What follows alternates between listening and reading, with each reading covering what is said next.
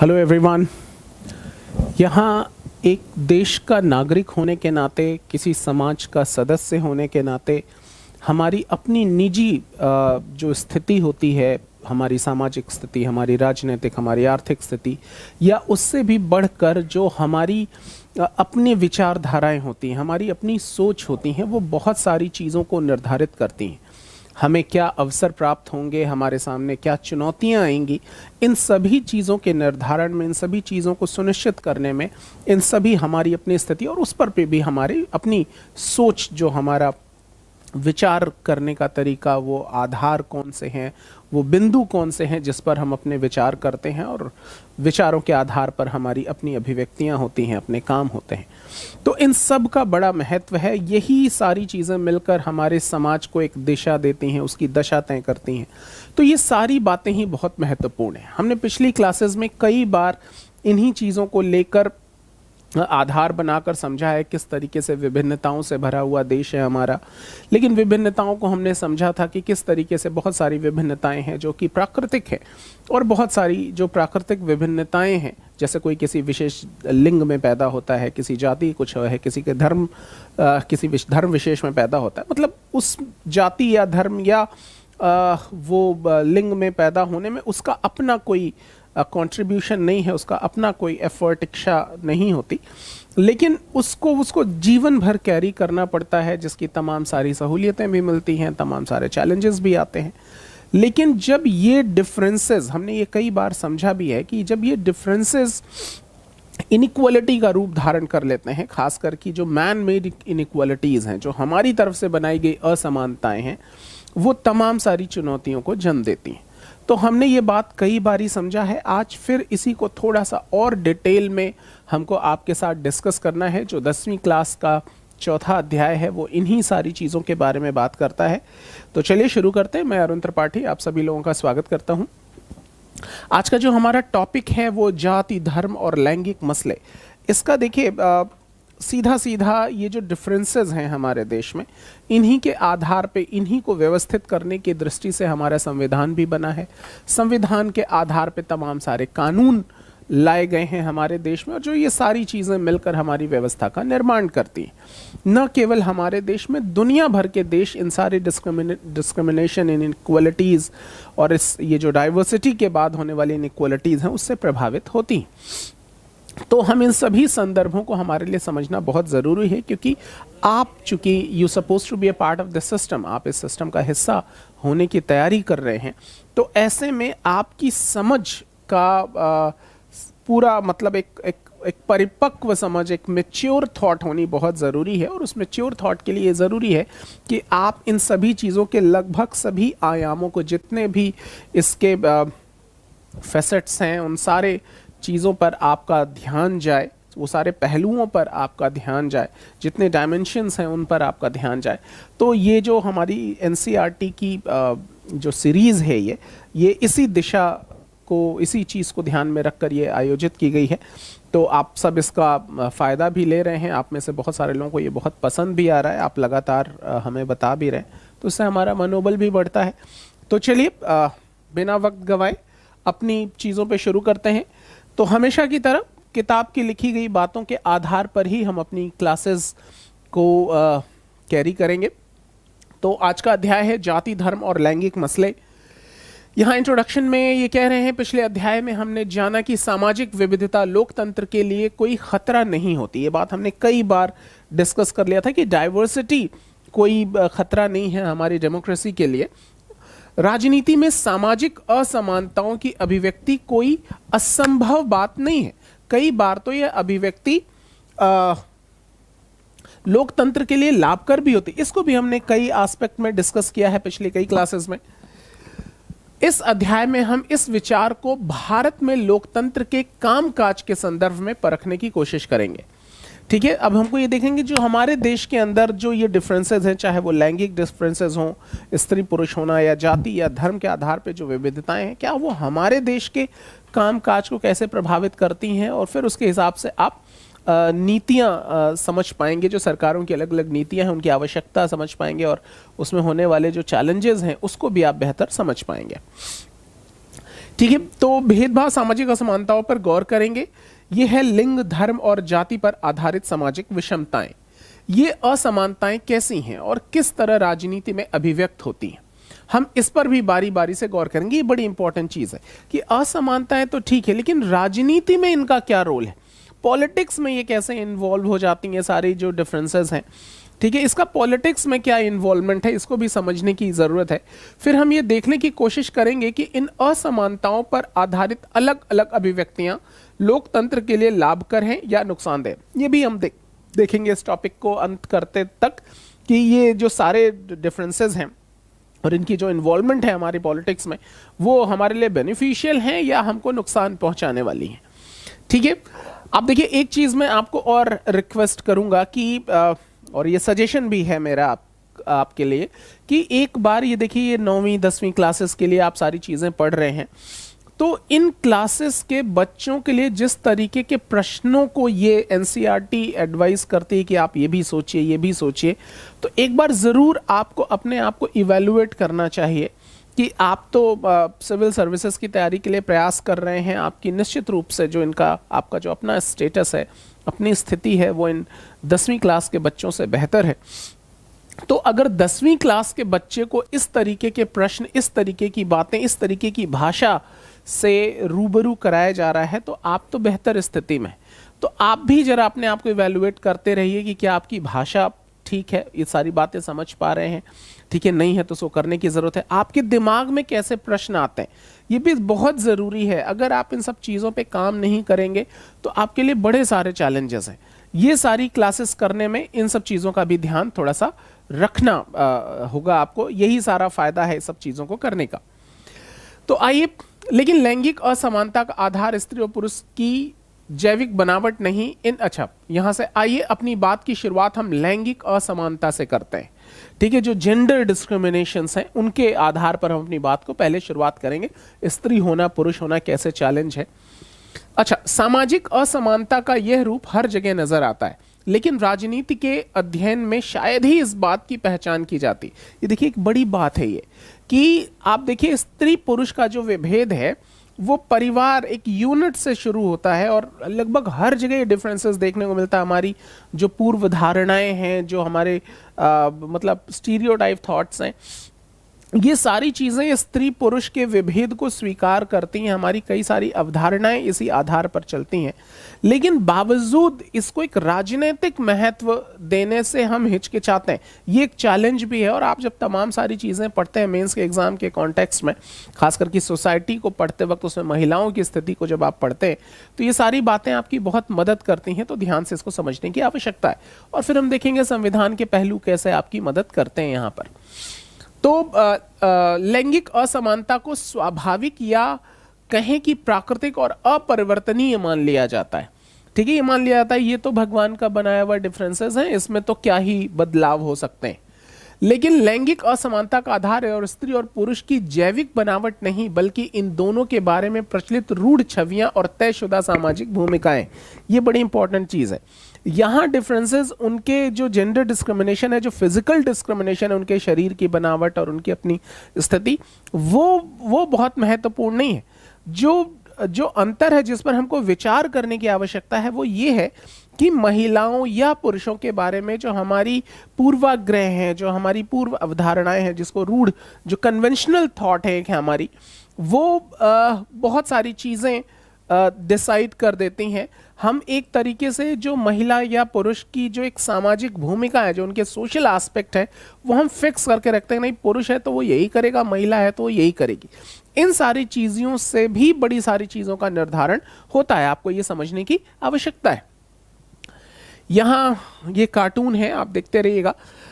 अब यहाँ एक है श्रम का लैंगिक विभाजन, जो लेबर डिस्ट्रीब्यूशन है on the ground of gender, जो जेंडर लेबर डिस्ट्रीब्यूशन है कि श्रम का विभाजन वो भी लिंग के आधार पर। उसका क्या मतलब है? ये कह रहा है कि काम के बंटवारे का वो तरीका जिसमें घर के अंदर के सारे काम परिवार की औरतें करती हैं या अपनी देख रेख में घरेलू नौकर या नौकरानी से कराती। मतलब ये मान लिया जाता है कि घर का काम है तो वो महिलाएं ही करेंगी, ठीक है, करेंगी या उसको कराएंगी। तो घर के काम को कराने की जिम्मेदारी ये आमतौर पे जो महिलाओं के जिम्मे मान लिया जाता है। इसी को एक तरीके का श्रम का लैंगिक विभाजन कहते हैं। अच्छा, निजी और सार्वजनिक का विभाजन, निजी और सार्वजनिक जीवन में विभाजन, ये क्या है, इसको भी समझ लेने की आवश्यकता है। लड़के और लड़कियों के पालन पोषण के क्रम में ये मान्यता उनके मन में बैठा दी जाती है कि औरतों की मुख्य जिम्मेदारी गृहस्थी चलाने और बच्चों का पालन पोषण करने की है। मुझे नहीं लगता आप में से किसी को एतराज होगा इस बात पे, सभी लोग अब ये एग्री होंगे सब बातों से। ये चीज अधिकतर परिवारों के श्रम के लैंगिक विभाजन से झलकती है। जाहिर है, चूंकि वो स्टीरियोटाइप थॉट, हमारी जो कन्वेंशनल थॉट है, उसी का ये परिणाम है। औरतें घर के अंदर का सारा काम काज जैसे खाना बनाना, सफाई करना, कपड़े धोना, बच्चों की देखरेख करना आदि करती हैं, जबकि मर्द घर के बाहर का काम करते हैं। ऐसा नहीं कि मर्द ये सारे काम नहीं कर सकते, दरअसल वे सोचते हैं कि ऐसे काम को करना और ऐसे कामों को करना वो औरतों की जिम्मेदारी। ये आप अपना भी इवैल्यूएशन कीजिए इन सारी बातों के आधार पे। क्या आपकी भी अपनी धारणाएं ऐसी हैं? क्या आपके आसपास है, आपके अपने परिवारों में भी ऐसी बातें होती? तो आपको पता लगेगा कि किस तरीके से जो लैंगिक श्रम का विभाजन है वो एकदम सामने से आता है। पर जब सिलाई कटाई से लेकर इन्हीं सारे कामों के लिए पैसे मिलते हैं, ध्यान से देने वाली बात है, जब तक ये घर के अंदर करना है तब तक तो हम मान लेते हैं कि नहीं साहब इसकी ये जिम्मेदारी है, महिलाएं ही करेंगी। लेकिन जब इन्हीं सारे कामों के लिए पैसे मिलने शुरू हो जाते हैं, इनको एक ऑक्यूपेशन के तौर पर कंसीडर किया जाना शुरू किया जाता है, तो मर्द खुशी खुशी ये काम घर के बाहर करते हैं। अधिकांश दर्जी या होटल के रसोइये पुरुष होते हैं, इस बात से कोई इंकार नहीं करेगा। यानी क्या कह रहा है कि घर वाले काम को यही पुरुष करने, वो मान लेते हैं कि महिलाओं का काम है। लेकिन जब बाद में इसको एक प्रोफेशन का रूप देना होता है तो प्रोफेशनली उसको डील करने की जिम्मेदारी फिर वो कहते हैं नहीं नहीं हमको करने में कोई दिक्कत नहीं, आई एम वेरी प्रोफेशनल, ठीक है। उसको एक रोजगार के रूप में स्वीकार करने में पुरुषों को कहीं कोई दिक्कत नहीं होती। उदाहरण भी है कि ज्यादातर जो दर्जी हैं, जो कपड़े सिलते हैं या जो बड़े बड़े होटल में, बड़े या छोटे, ज्यादातर होटल में जो रसोइये होते हैं, जो कुक होते हैं, वो पुरुष ही होते हैं। इस प्रकार औरतें घर के बाहर का काम न करती हों ऐसा भी नहीं। ये भी बात सही है कि ये जरूरी नहीं है कि औरतें घर के बाहर का काम नहीं करती। तमाम सारे प्रोफेशन, शायद ही कोई ऐसा प्रोफेशन है जिसमें महिलाएं मतलब पार्टिसिपेट नहीं कर रही। गांवों में स्त्रियां पानी और जलावन जुटाने से लेकर खेत में खटने तक का काम करती हैं, यानी मेहनत के काम में भी महिलाएं पीछे नहीं है। चाहे वो खेती का काम हो या दूर कहीं से पानी लाके घर में इकट्ठा करना हो, ये सारी चीजें भी महिलाएं करती हैं। शहरों में भी हम देखते हैं कि कोई गरीब स्त्री किसी मध्यम वर्गीय परिवार में नौकरानी का काम कर रही है और मध्यम वर्गीय स्त्री काम करने के लिए दफ्तर जा रही है। आप देखिए कि एक कोई गरीब है, वो अपना घर का खर्चा चलाने के लिए क्या कहते हैं, वो फोकस करती है, वो जाके चुनती है कि किसी और के घर में उसके घर का कामकाज संभाल लें, जबकि उसी घर की महिला वो कहीं बाहर जाके काम करती है, कोई नौकरी करती है। तो ये जो डिफरेंसेस है, जो ये डिवाइडेशन है, पार्टीशन है कि ये काम पुरुष ही करेगा, ये काम स्त्री ही करेगा, उसका सबसे बड़ा उदाहरण आप देखिए कि ऐसा ये जरूरी नहीं है। सारे काम सभी लोग करने में सक्षम है, लेकिन फिर भी एक लेबलिंग हो जाती है और ये बड़ी सारी चीजों को तय करना है जिनको आपको समझने की आवश्यकता है। ठीक है, फिर ये कहता है कि लेकिन उनके काम को ज्यादा, जो घर में महिलाएं काम करती हैं उनके काम को ज्यादा मूल्यवान नहीं माना जाता और उन्हें दिन रात काम करके भी उसका श्रेय नहीं मिलता। श्रम के इस तरह के विभाजन का नतीजा ये हुआ कि औरत तो घर की चारदीवारी में सिमट के रह गई और बाहर का सार्वजनिक जीवन पुरुषों के कब्जे में आ गया। मनुष्य जाति की आबादी में औरतों का हिस्सा आधा है, पर सार्वजनिक जीवन में खासकर राजनीति में उनकी भूमिका नगण्य ही है। ये बात अधिकतर समाजों पर लागू होती है। ये बात केवल ऐसा नहीं कि हमारे ही देश की बात है या किसी एक जाति विशेष या धर्म विशेष की बात है, ये कह रहे लगभग हर समाज में यही बात सुनिश्चित है कि महिलाओं के लिए कि साहब ये घर का काम संभालेंगी, बाहर की समाज को पुरुष देखेंगे। इसमें क्या होता है कि इस लंबे समय से इस अभ्यास से क्या हुआ कि जो सामाजिक काम है उसमें पुरुषों का वर्चस्व ज्यादा है। ठीक है, वो डिसीजन मेकिंग में पार्टिसिपेट करते हैं, ये बड़ी इंपॉर्टेंट चीज है। आप देखें तो आप राजनीति का भी एग्जाम्पल लें तो राजनीति में भी महिलाओं की जो परसेंटेज होने चाहिए, जबकि वो जनसंख्या का आधा है, तो भी उनकी परसेंटेज, उनकी जो डिसीजन मेकिंग में पार्टिसिपेशन है वो लगभग नगण्य है। तो ये एक ऐसी चीज है जो आप पढ़ेंगे तमाम सारी वुमेन से रिलेटेड तमाम सारी समस्याओं को आप सोसाइटी के वॉन्टर्स में पढ़ेंगे। एस्से में बड़े सारे इंटरव्यूज़ में इस तरीके के प्रश्न आते हैं, एस्से के टॉपिक आते हैं। वुमेन एम्पावरमेंट जैसी चीज़ों पर जब आप बात करते हैं तो ये एक बड़ी महत्वपूर्ण चीज़ है कि महिलाएं, मतलब women are not capable to participate in decision making. मतलब ऐसा नहीं कि वो कैपेबल नहीं है, मतलब उनके पास अपॉर्चुनिटीज़ नहीं है, ये ज़्यादा अच्छा शब्द है कि women don't have opportunity to participate in decision making. जो नीति निर्माण में महिलाओं की सहभागिता है वो नहीं है, और इसकी वजह से ये जो गैप है, जो जेंडर गैप है, वो बढ़ रहा है। तो एक ये पॉइंट आपको हाईलाइट करना चाहिए कि नीति निर्माण में महिलाओं की सहभागिता होना आवश्यक है। ठीक है, पहले सिर्फ पुरुषों को ही सार्वजनिक मामलों में भागीदारी करने, वोट देने या सार्वजनिक पदों के लिए चुनाव लड़ने की अनुमति थी। धीरे धीरे राजनीति में लैंगिक मुद्दे भी उभरे। ये बातें हमने कई बार डिस्कस की हैं कि किस तरीके से यूरोप और अमेरिका का भी हमने एग्जाम्पल लिया कि महिलाओं को वोट देने का अधिकार कितने बाद में आया। ठीक है, दुनिया के अलग अलग हिस्सों में औरतों ने अपने संगठन बनाए और बराबरी के अधिकार हासिल करने के लिए आंदोलन किए। विभिन्न देशों में महिलाओं को वोट का अधिकार प्रदान करने के लिए आंदोलन हुए। इन आंदोलनों में महिलाओं के राजनीतिक और वैधानिक दर्जे को ऊंचा उठाने और उनके लिए शिक्षा तथा रोजगार के अवसर बढ़ाने की मांग की गई। मूलगामी बदलाव की मांग करने वाली महिला आंदोलनों ने औरतों के व्यक्तिगत और पारिवारिक जीवन में भी बराबरी की मांग उठाई। इन आंदोलनों को नारीवादी आंदोलन कहा जाता है। आप देखिए, ये बड़ा इंपॉर्टेंट चीज है कि दुनिया भर के देशों में इस तरीके की महिलाओं की स्थिति को मजबूत बनाने के लिए तमाम सारे फेमिनिस्ट मूवमेंट हुए, नारीवादी आंदोलन हुए। नारीवादी आंदोलन को अगर बहुत सिंपलेस्ट भाषा में, इतनी बातें यहाँ कहा है, अगर उसको बहुत शॉर्ट में आप कहें तो ये कि जो महिलाओं की अपनी स्थिति है, चाहे वो सामाजिक हो, आर्थिक हो, राजनीतिक हो, उनकी स्थिति को अपग्रेड करने के लिए जो मूवमेंट चलाए गए, जो आंदोलन किए गए, वो नारीवादी आंदोलन कहलाते हैं। दुनिया भर में इसके तमाम सारे उदाहरण हैं कि नारीवादी आंदोलनों के जो नारियों की स्थिति को, महिलाओं की स्थिति को बेहतर करने के लिए प्रयास के रूप में देखा जा सकता है। लैंगिक विभाजन की राजनीतिक अभिव्यक्ति और इस सवाल पर राजनीति गोलबंदी ने सार्वजनिक जीवन में औरतों की भूमिका को बढ़ाने में मदद की। आज हम वैज्ञानिक, डॉक्टर, इंजीनियर, प्रबंधक, कॉलेज और विश्वविद्यालय शिक्षक जैसे पेशों में बहुत सी औरतों को पाते हैं, जबकि पहले इन कामों को महिलाओं के लायक नहीं माना जाता। ये उन सारे मूवमेंट्स का बेनिफिट है कि लगभग सभी तरीके के प्रोफेशंस में आप महिलाओं की इन्वॉल्वमेंट को देख पाते हैं, उनकी उपस्थिति है। तो ये जो उपस्थिति है, ये बड़ा महत्वपूर्ण रोल है, और ये ऐसे नहीं आ गया कि बड़ी स्वेच्छा से दिया। इसके पीछे बहुत लंबे संघर्ष हैं दुनिया भर में, जो जो फेमिनिस्ट मूवमेंट के बाद ये लोगों ने महसूस किया कि नहीं, महिलाओं को भी इस तरीके की भागीदारी देना चाहिए। दुनिया के कुछ हिस्सों जैसे स्वीडन, नॉर्वे और फिनलैंड जैसे स्कैंडिनेवियाई देशों में सार्वजनिक जीवन में महिलाओं की भागीदारी का स्तर काफी ऊंचा है। ये उदाहरण दे रहा है, इन देशों में जो पार्टिसिपेशन ऑफ वुमेन है वो कंपैरेटिवली अन्य देशों की उनकी स्थिति बेहतर है। ठीक है, तो वो तमाम सारी चीजें, वो सब उसके आधार हैं। लेकिन ये जो महिलाओं की स्थिति, जबकि हमारा भी देश आप देखेंगे शुरुआती दिनों में, जब आप वैदिक एज की बात करेंगे तो बड़ी उन्नत स्थिति थी। आप पढ़ते हैं हिस्ट्री में कि ऋग्वेद में भी तमाम सारी ऐसी ऋचाएं हैं जो महिलाओं ने लिखी हैं। ठीक है, हमारे यहाँ तो कहा भी गया है, यस्य नार्यस्ते पूज्यन्ते तत्र देवता, जहाँ नारियों की पूजा होती है वहाँ देवता निवास करते हैं। इस तरीके की भाषाएं, हमारे यहाँ शक्ति का स्वरूप महिलाओं को माना गया है। लेकिन बाद में जिस तरीके से तमाम सारी चीज़ें बदली हैं, तमाम सारी उपलब्धियां हमने हासिल की और तमाम सारी गिरावट भी आई सामाजिक आधार पर, उसको तमाम सारा आप हिस्ट्री में आप ये सारी चीज़ें पढ़ते भी हैं। तो कुल मिला के जो स्थिति बाद में, हम अगर 20वीं शताब्दी से बात करें, 20वीं 21वीं शताब्दी में, तो महिलाओं की स्थिति में तमाम सारी, मतलब जो पहले की गिरावट थी उसमें से कुछ सुधार हुआ।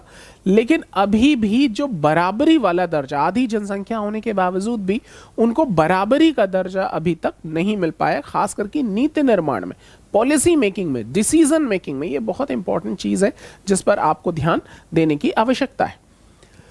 अब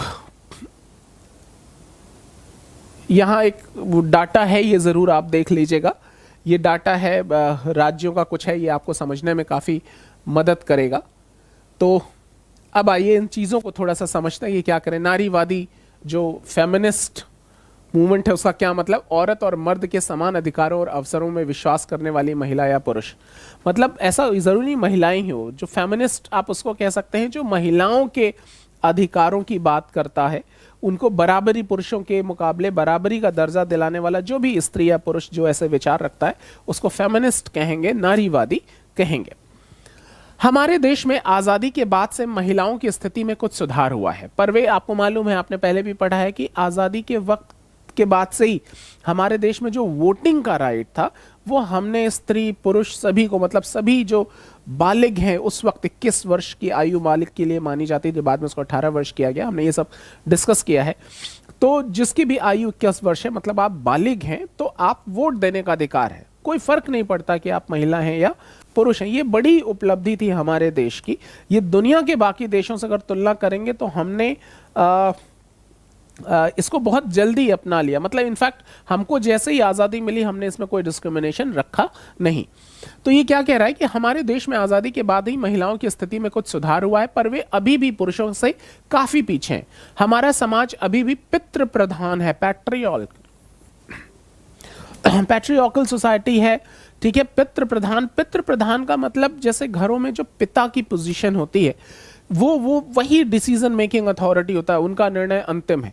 तो जब यहाँ पितृ प्रधान, पितृ केवल एक डिनोशन, एक संकेत है कि पिता कहने का मतलब कि वो पुरुष प्रधान है, ठीक है, वो घर का पुरुष ही डिसाइड करता है। कई बार भाई अपनी बहन के लिए डिसीजंस लेता है, तुम क्या, कहाँ जाओगी, कैसे रहोगी, वो सारा पिता कहलाओ, या और भी जो भी पुरुष है घर में, उसी की बातों की वरीयता रहती है। खास करके अगर घर की कोई महिला सजेशन दे रही है और कोई पुरुष सजेशन दे रहा है तो पुरुष की बातों में वरीयता रहती है।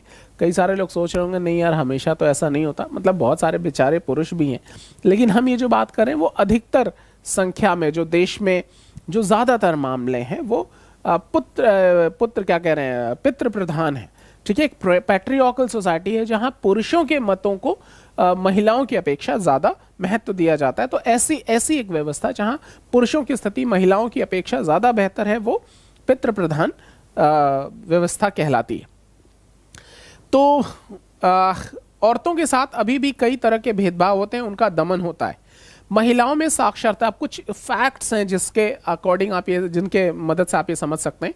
महिलाओं में साक्षरता की दर अभी भी मात्र 54% है, जबकि पुरुषों में ये 76% है। हालांकि ये भी बड़ा प्राउड करने वाला नहीं है, लेकिन फिर भी अगर इनसे तुलना करेंगे तो क्या कहते हैं वो महिलाओं की जो स्थिति है वो पुरुषों की अपेक्षा नीचे है।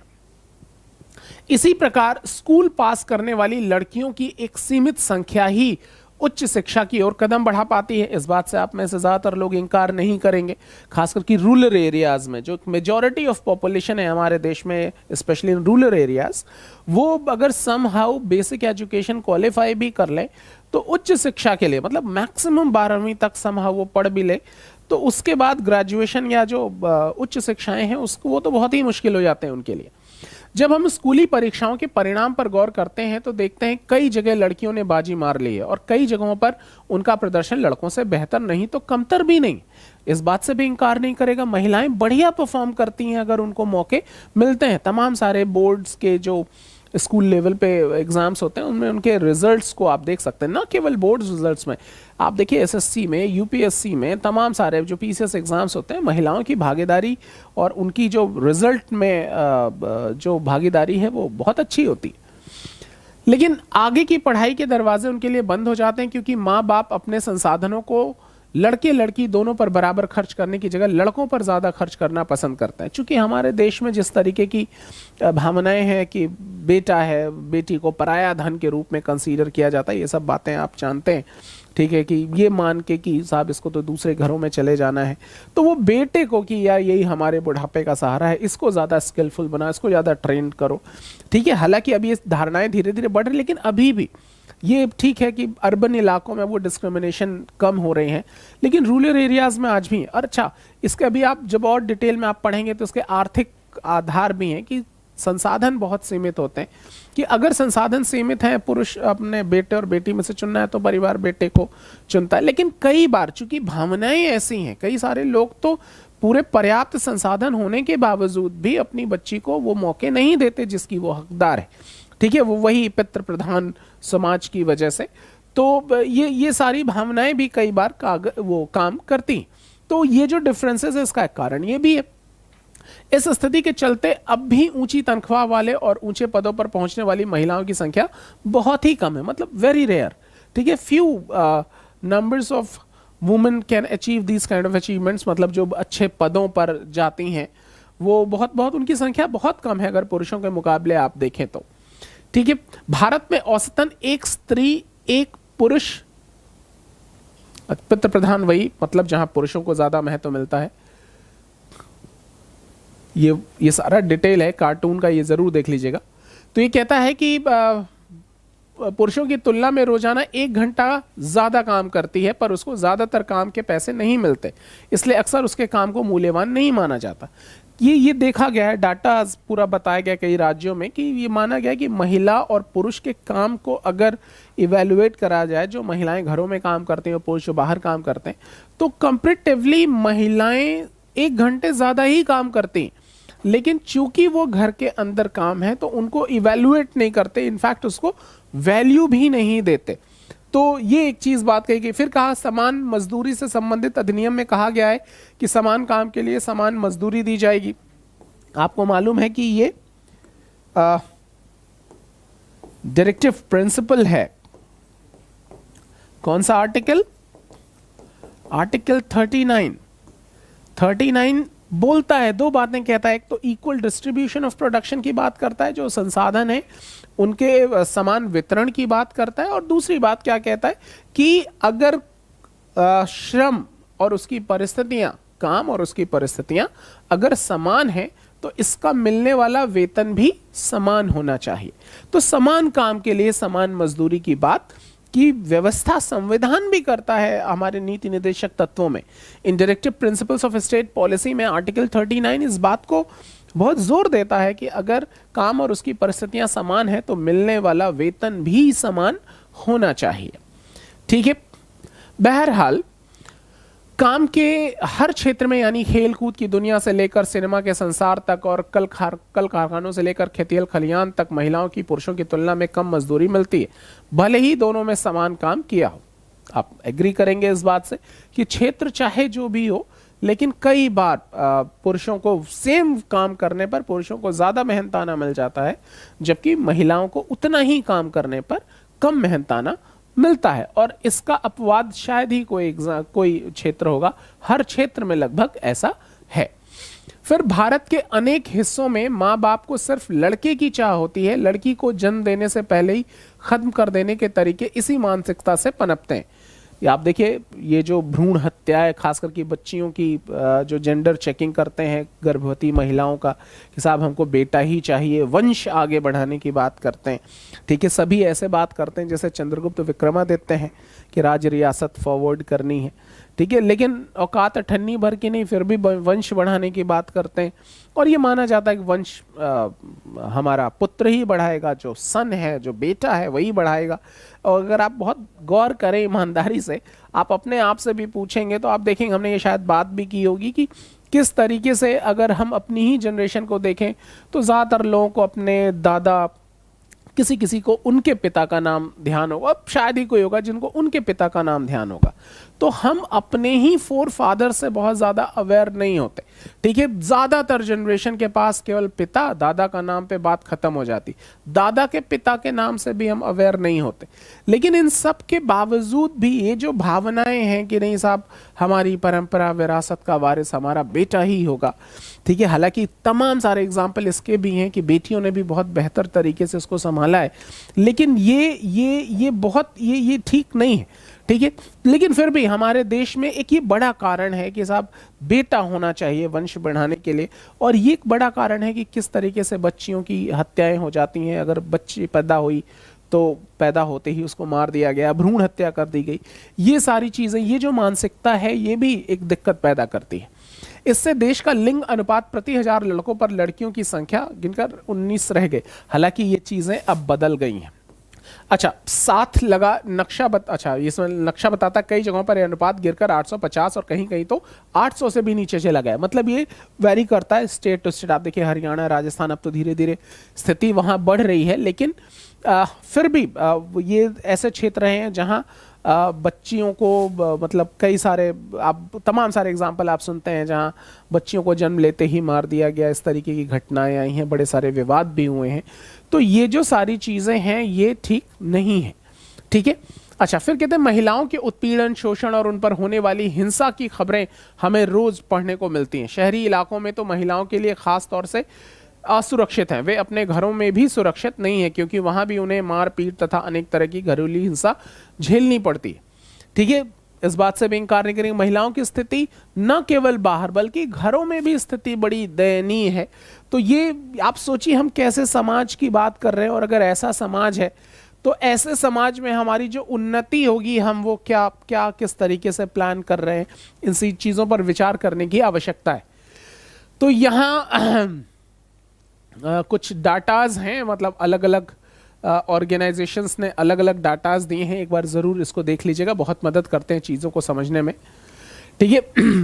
अब आइए कि ये कोई छुपी हुई बात नहीं है कि औरतों की भलाई या उनके साथ समान व्यवहार वाले मुद्दों पर पर्याप्त ध्यान नहीं दिया जाता। इसी के चलते विभिन्न नारीवादी समूह और महिला आंदोलन इस निष्कर्ष पर पहुंचे हैं कि जब तक औरतों का सत्ता पर नियंत्रण नहीं होगा तब तक इस समस्या का निपटारा नहीं हो सकता। ये इतना इंपॉर्टेंट टॉपिक है, आप देखिए कि participation of women in politics, मतलब कहने का मतलब नीति निर्माण में जब तक महिलाओं की भागीदारी नहीं हुई। हालांकि इसमें भी तमाम सारे अभी इफ्स एंड बट्स हैं, जब आप इसको पढ़ेंगे आप सोसाइटी में तो इसको बहुत डिटेल में आप समझते हैं कि इसके लिए भी क्या चैलेंजेस हैं। लेकिन यहाँ एक मोटे तौर पे आपकी अंडरस्टैंडिंग को बनाने के लिए क्या कह रहा है कि जितनी भी दिक्कतें आपने अभी तक समझी हैं तो उसमें एक ये मान्यता है कि ऐसा इसलिए है क्योंकि जो नीति निर्धारक हैं, जो पॉलिसी मेकर्स हैं बेसिकली, उनमें महिलाओं की जो संख्या है वो नीति को निर्धारित करने में जो महिलाओं की संख्या है वो बहुत कम है। तो ये बहुत ज़रूरी है कि पॉलिसी मेकिंग में भी महिलाओं की इन्वॉल्वमेंट हो। तो इस बात को यहाँ फोकस किया जा रहा है। और इन्वॉल्वमेंट कैसे आएगी? जब राजनीतिक रूप से महिलाएं सक्षम होंगी। आप देखिए संख्या के आधार पे आप में से तमाम सारे लोग इस बात से एग्री करेंगे, हो सकता है आपके अपने परिवार की ही कहानी हो। तमाम सारे गाँवों में देखिए, गाँव में इसी चीज़ को सुनिश्चित करने के लिए कि कम से कम जो लोकल लेवल गवर्नमेंट है, जैसे पंचायतें हैं, वहाँ महिलाओं की स्थिति को सुदृढ़ किया जाए। तो ऐसे में क्या किया गया कि जो सरपंच की सीट है, जो गांव के प्रधान की सीट है, वो महिलाओं के लिए आरक्षित कर दी कि कोई महिला ही इस पद पर चुनाव लड़ सकती, वही ग्राम प्रधान बन सकती है। अब क्या पता चलता है कि ग्राम प्रधान तो किसी ने अपनी पत्नी को उम्मीदवार बना के खड़ा कर दिया, वो जीत भी गया, लेकिन वो प्रधान होने के बावजूद वो घर का ही चूल्हा चौका कर रही है, सारी मीटिंग्स ये प्रधान पति जी। अब एक नया पद आ गया, प्रधान पति, ठीक है। तो इस पे भी तमाम सारे डिबेट हुए हैं, तमाम सारी चीजें कि प्रधान पति कौन सा पद है।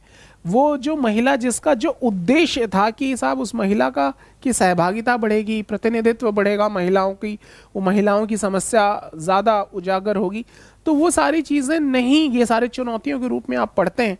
वहाँ भी चूंकि ठीक है कि नाम भले ही वो महिला प्रधान है, लेकिन अभी भी डिसीजन मेकिंग में उसका इन्वॉल्वमेंट नहीं है, उसकी हिस्सेदारी अभी भी डिसीजन नीति निर्माण में नहीं हुए। उनके हस्बैंड जो कि पुरुष हैं वही डिसाइड कर रहे हैं। तो ये जो पैट्रियार्कल सोसाइटी का जो इम्पैक्ट है वो हर जगह पे देखने को मिलता है। तमाम सारे बहुत पढ़े लिखे लोग, बड़ी कंपनियों में भी आप देखेंगे पुरुषों की जो नीतियां हैं वो ज़्यादा प्रभावी हो जाती हैं। तो यहाँ एक बात कही जा रही कि ये केवल मतलब प्रतीकात्मक रूप से नहीं, वाकई हिस्सेदारी बढ़ना बहुत ज़रूरी है। महिलाओं की सहभागिता नीति निर्माण में सुनिश्चित होना बहुत ज़रूरी है। फिर ये कहता है कि भारत की विधायिका में महिला प्रतिनिधियों का अनुपात बहुत ही कम है। जैसे लोकसभा में महिला सांसदों की संख्या पहली बार, अभी एक फैक्ट आ गया बहुत इंपॉर्टेंट, पहली बार 2019 में ही 14.36% तक पहुंच सकी है।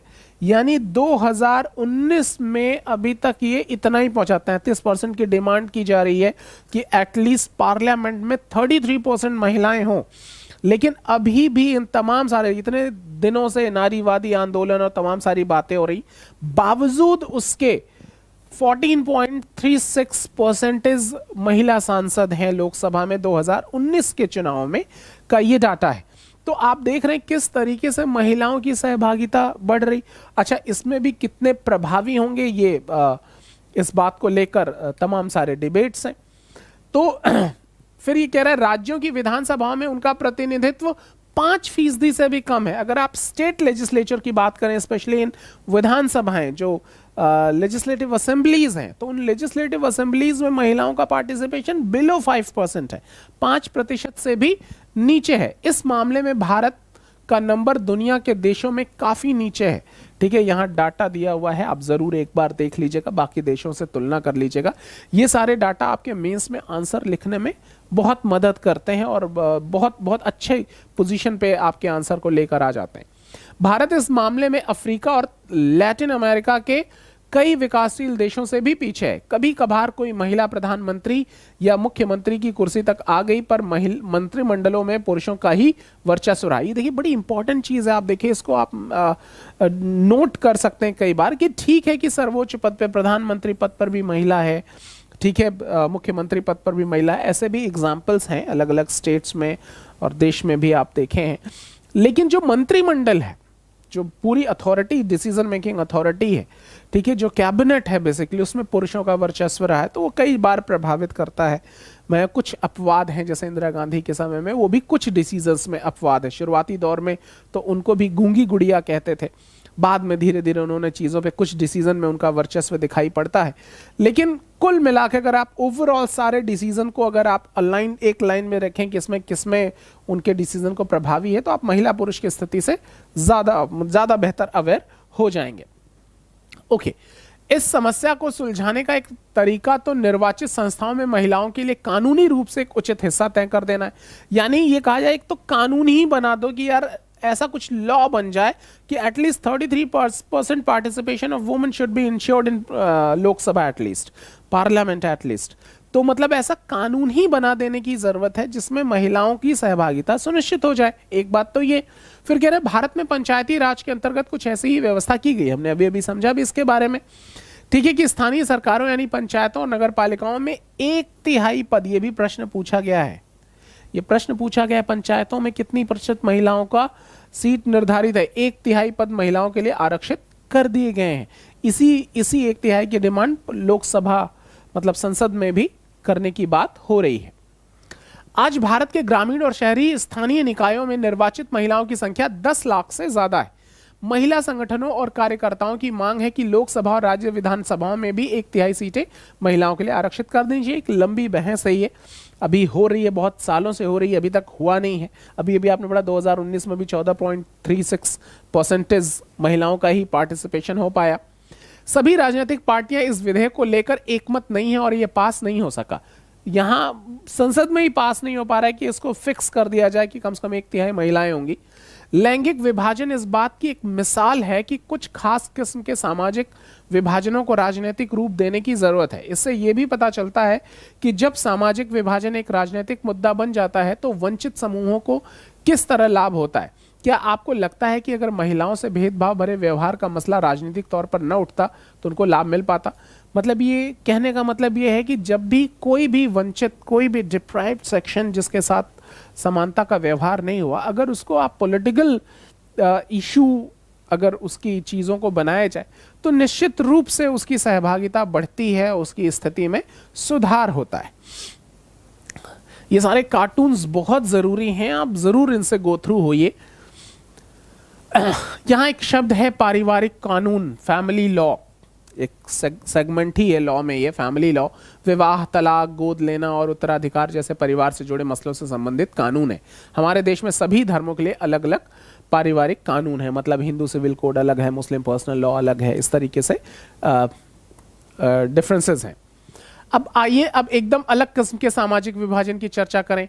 यानी अभी तक तो हम लैंगिक जो डिस्क्रिमिनेशन थे उसके बारे में बात करते, जो डिस्ट्रीब्यूशन था महिला पुरुष। अब आ जाइए एक दूसरा किस्म की बात करें, यानी धार्मिक अंतरों पर, जो रिलीजियस डिफरेंसेस हैं, मतलब बड़ी इसकी स्थिति खराब है हमारे देश में, आप सब इस बात के गवाह हैं। ठीक है, तो धार्मिक अंतर पर आधारित विभाजन की बात करें, यह विभाजन लैंगिक विभाजन जैसा सार्वभौम तो नहीं है, पर विश्व में धार्मिक विभाजन सार्वभौम मतलब हर जगह नहीं है। कई सारी जगहों पे जरूरी नहीं है डिवीजन, मतलब जो डिस्ट्रीब्यूशन है वो वैसा ही हो, लेकिन फिर भी एक ये बड़ा विभाजन है। पर विश्व में धार्मिक विभिन्नता आज बड़ी व्यापक हो चली है। भारत समेत अनेक देशों में अलग अलग धर्मों को मानने वाले लोग रहते हैं, पर जैसा कि हमने उत्तरी आयरलैंड के मामले में देखा, अगर लोग एक धर्म को माने लेकिन उनकी पूजा पद्धति और मान्यताएं अलग अलग हों, तब भी गंभीर मतभेद पैदा हो जाते हैं। आपने वहां समझा था कैसे प्रोटेस्टेंट और कैथोलिक लोगों के बीच में, वो हैं सब क्रिश्चियन हैं, लेकिन अपनी अपनी मान्यताओं को लेकर कितना विभेद है उनके देश में। लैंगिक विभाजन के विपरीत धार्मिक विभाजन अक्सर राजनीति के मैदान में अभिव्यक्त हो जाता है।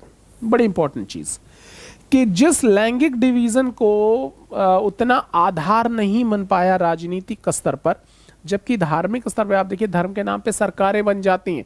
न केवल हमारे देश में, दुनिया भर में ऐसे बड़े सारे एग्जाम्पल है। धर्म की बात को लेकर लोग अपनी पहचान के मुद्दे से जोड़कर उस पर सरकारें बदल गई हैं। तो इसको जो पॉलिटिकल एक्सप्रेशन है वो कंपैरेटिवली ज्यादा मिल जाता है, धर्म की के नाम पर अभिव्यक्ति ज्यादा हो जाती है। ठीक है, गांधी जी कहा करते थे कि धर्म को कभी भी राजनीति से अलग नहीं किया जा सकता। धर्म से उनका मतलब हिंदू या इस्लाम जैसे धर्म से न होकर नैतिक मूल्यों से था, जो सभी धर्मों से जुड़े हैं। मतलब बेसिकली जो इंडियन धर्म इज ए इंडियन वर्ड, ये हमने पहले भी बात करी है कि वो एक भारतीय संस्कृति का शब्द है, धर्म शब्द। हमारे यहाँ जो भारतीय संस्कृति वो क्या कहती है, यह धारयति स धर्म, जिसको धारण किया जाए वही धर्म है। मतलब what ever is correct, what ever is right, that is धर्म इन आवर कल्चर। जो सही है, जो उचित है, वही धर्म है। जैसे आप सब यहाँ डिफरेंट कम्युनिटीज, डिफरेंट जेंडर के लोग यहाँ क्लासेस कर रहे हैं, लेकिन इस क्लास में आप सब कौन है, स्टूडेंट। तो आपका इस क्लास में एक ही धर्म है कि आपका टीचर जो आपको समझा रहा है उसको बहुत ध्यान से समझो। मेरा इस क्लास में एक ही धर्म है कि ये सारी चीजें मैं आपको बहुत डिटेल में बता दूं ताकि आपको कहीं दिक्कत ना हो जाए। हम अभी बाहर सड़क पर निकलेंगे तो हमारा नागरिक का धर्म शुरू हो जाएगा। ठीक है, यहाँ हम अपने परिवार में हैं तो बेटे का धर्म, बेटी का धर्म, भाई बहन का धर्म, 20 धर्म है हमारे पास। अकेले भी बैठेंगे, शरीर का धर्म, सांस तो लोगे। तो what ever is correct, what ever is right, that is धर्म इन आवर कल्चर। जो सही है, जो उचित है, वही धर्म है। आप इसको मोरालिटी से जोड़ सकते हैं, आप इसको कर्तव्यों के साथ जोड़ सकते हैं। ठीक है, तो हम जब धर्म, हमारी भारतीय संस्कृति में जब धर्म कहा जाता है तो वो इन संदर्भों में बात की जाती है। ठीक है, इसीलिए गांधी जी का कहना था धर्म और राजनीति अलग अलग नहीं, क्योंकि राजनीति भी अपने आप में एक धर्म है। लेकिन जनरली धर्म शब्द का इस्तेमाल हम जिस कॉन्टेक्स्ट में करते हैं वो रिलीजन है, जिसको हमारे यहाँ पंथ कहा जाता है, that is way towards God, जिसको आप हिंदू होना, मुसलमान होना कहते हैं। ठीक है, तो यहाँ ये गांधी जी का जो धर्म शब्द था उसका मतलब इसी मॉरल वैल्यूज से ही था, जो हमारे कर्तव्य हैं उन्हीं से था। ठीक है, वो वे टुवर्ड्स, वो रिलीजन की बात, रिलीजन को धर्म के कॉन्टेक्स्ट में नहीं बात कर रहे थे। उनका मानना था कि राजनीति धर्म द्वारा स्थापित मूल्यों से निर्देशित होनी चाहिए। यानी राजनीति धर्म, मैंने कहा राजनीति धर्म मतलब कि पार्टिसिपेशन ऑफ पीपल। ये क्या इस बात का ख्याल रख रही है राजनीति, ठीक है, कि सबकी सहभागिता और ये सबके विकास को सुनिश्चित किया जा रहा है। तो इन मूल्यों को ध्यान में रखकर अगर शासन किया जाए तो बड़ी समस्याओं से समाधान मिल सकता है, समस्याओं का समाधान मिल सकता है। कहता है अपने देश के मानवाधिकार समूहों का कहना है कि इस देश में सांप्रदायिक दंगों में मरने वाले ज्यादातर लोग अल्पसंख्यक समुदायों के हैं। उनकी मांग है कि सरकार अल्पसंख्यकों की रक्षा के लिए विशेष कदम उठाए। ये तो एक ह्यूमन राइट्स कमीशन की एक रिपोर्ट है कि साहब जो भी दंगे, जब भी दंगे होते हैं तो जो भी माइनॉरिटी होती हैं उनकी डेथ अपेक्षाकृत ज्यादा होती है। ठीक है, तो उनके लिए सुरक्षा की विशेष प्रावधान किए जाने चाहिए। और आपको मैं एक ऐसे ही फैक्ट्स बताऊं कि एक कोई कम्युनिटी थी, मुझे नाम ध्यान नहीं आ रहा है, उन्होंने एक रिसर्च निकाली है, उनकी एक स्टडी है कि अभी तक अगर इंसानी मौतों का अगर एक कॉलम बनाया जाए तो तमाम सारे क्लैमिटीज और तमाम सारे युद्ध वगैरह हुए हैं, तो इतने लोग जितने इन क्लैमिटीज, इन सारे उसमें मरे हैं, ये एक तरफ, और धर्म के नाम पर मरने वाले लोगों की संख्या एक तरफ, ये संख्या ज्यादा है। मतलब धर्म के नाम पर जो भी, चाहे वो क्रूसेड वॉर हो, वो जिहाद हो, वो धर्म युद्ध हो, इसके आधार पे जो लोग मारे गए हैं उनकी संख्या कंपैरेटिवली ज़्यादा है। तो ये हमारी इंसानी सभ्यता पर एक प्रश्न चिन्ह है कि काहे का हम ये क्लेम करते हैं कि अब हम सिविलाइज्ड हो गए हैं, अब हम बड़े सभ्य लोग हैं, तमाम सारी अचीवमेंट्स हमने हासिल कर ली हैं। तो ये बड़ा दुर्भाग्यपूर्ण है। तो दंगे, धर्म के नाम पर होने वाले दंगे, ये अपने आप में ही मतलब इंसानी कौम के रूप में हम सबको शर्मिंदा करने वाली बात है। तो यहाँ ये कहते हैं ये सभी मामले धर्म और राजनीति से जुड़े हैं, पर ये बहुत गलत या खतरनाक भी नहीं लगते। विभिन्न धर्मों से निकले विचार, आदर्श और मूल्य राजनीति में एक भूमिका निभा सकते हैं। लोगों को एक धार्मिक समुदाय के तौर पर अपनी जरूरतों, हितों और मांगों को राजनीति में उठाने का अधिकार होना चाहिए। जो लोग राजनीतिक सत्ता में हैं उन्हें धर्म के कामकाज पर नजर रखनी चाहिए, और अगर वह किसी के साथ भेदभाव करता है या किसी के दमन में सहयोगी होता है, कि सहयोगी की भूमिका निभाता है, तो उसे रोकना चाहिए। अगर शासन सभी धर्मों के साथ समान बर्ताव करता है तो उसे ऐसे कामों में कोई बुराई नहीं है। आप देखिए यहाँ कितनी अच्छी बात का जो बेसिकली हमारे संविधान में, हमारी प्रस्तावना में ये लिखा है कि we are a secular country. What secular means in our country, that is there should be equal opportunity for all religion, there should be no religion for the state. मतलब जो राज्य होगा, जो गवर्नमेंट होगी, उसका अपना कोई धर्म नहीं होगा। मतलब हमने ये बात कई बार समझी भी है कि mister Narendra Modi being a prime minister, he has a religion, it's okay, it's fine, कोई प्रॉब्लम नहीं है। But being a prime minister of this country, he has no religion. प्रधानमंत्री के रूप में उनका कोई रिलीजन नहीं है। वो हिंदुओं के भी प्रधानमंत्री, मुस्लिम्स के भी, बाकी कम्युनिटीज के भी, सबकी सुरक्षा, सबकी जिम्मेदारी की उन्हीं की है। तो जो हमारे यहाँ का जो सेक्युलरिज्म है, बेसिकली जो डेफिनेशन है, वो बड़ी खूबसूरत है कि हमारे यहाँ सर्वधर्म समभाव की बात होती है। ठीक है, हम सभी धर्म, मतलब किसी एक धर्म की बेहतरी के लिए प्रयास सरकार नहीं करेगी, सरकार सभी धर्मों को समान अवसर देने का प्रयास करेगी। ठीक है, और ये तभी हो सकता है जब राजनीतिक अभिव्यक्ति, तो राजनीतिक अभिव्यक्ति से ये एक चीज का अगर ऐसे ध्यान दे कि भाई सभी धर्मों का अपनी मान्यता है और हर धर्म के विचार मूल रूप में वो विकास परक ही होते हैं। हर धर्म, चाहे किसी भी धर्म की बात कीजिए, अगर उनके मूल विचार, उनके सिद्धांतों पे अगर आप बात करेंगे तो पता चलेगा नहीं साहब ये तो डेवलपमेंट की बात ही कर रहे हैं, वो ह्यूमैनिटीज की बात ही तो कर रहे हैं। तो तमाम सारे जो उसमें जो मिस इंटरप्रिटेशंस हैं, जो उसकी गलत व्याख्याएं हैं, उसने तमाम सारी दिक्कतें पैदा की हैं। लेकिन मूल रूप से सभी विचार बड़े शुद्ध, बड़े पवित्र हैं, चाहे वो कोई भी धर्म हो। तो अगर उन चीज़ों को अच्छा, वो सारी चीज़ें तो हमारे शासन व्यवस्था को चलाने में कितने मददगार होंगी अगर उन विचारों पर अगर आप मतलब रहकर काम करें। तो वो अलग अलग धर्मों में मूल विचार बड़े ही शुद्ध हैं, बड़े ही पवित्र हैं, और वो ह्यूमन डेवलपमेंट को इंश्योर करने वाले हैं। बट अनफॉर्चुनेटली ऐसा हो नहीं पाता। तमाम सारे मिस इंटरप्रिटेशन है, अपने निजी इंटरेस्ट हैं, पर्सनल इंटरेस्ट हैं, जिनकी वजह से हमारा जो एक्सप्रेशन है वो थोड़ा सा नेगेटिव हो जाता है, और फिर वो अलग तरीके के जो संघर्ष हैं, जो चैलेंजेस हैं, उनको पैदा करता है। अब आ जाइए सांप्रदायिकता क्या है, व्हाट इज कम्युनलिज्म। ठीक है, ये कम्युनल होना क्या है, सांप्रदायिकता क्या है, इन्हीं के माध्यम से समझते हैं ये क्या कह रहे हैं।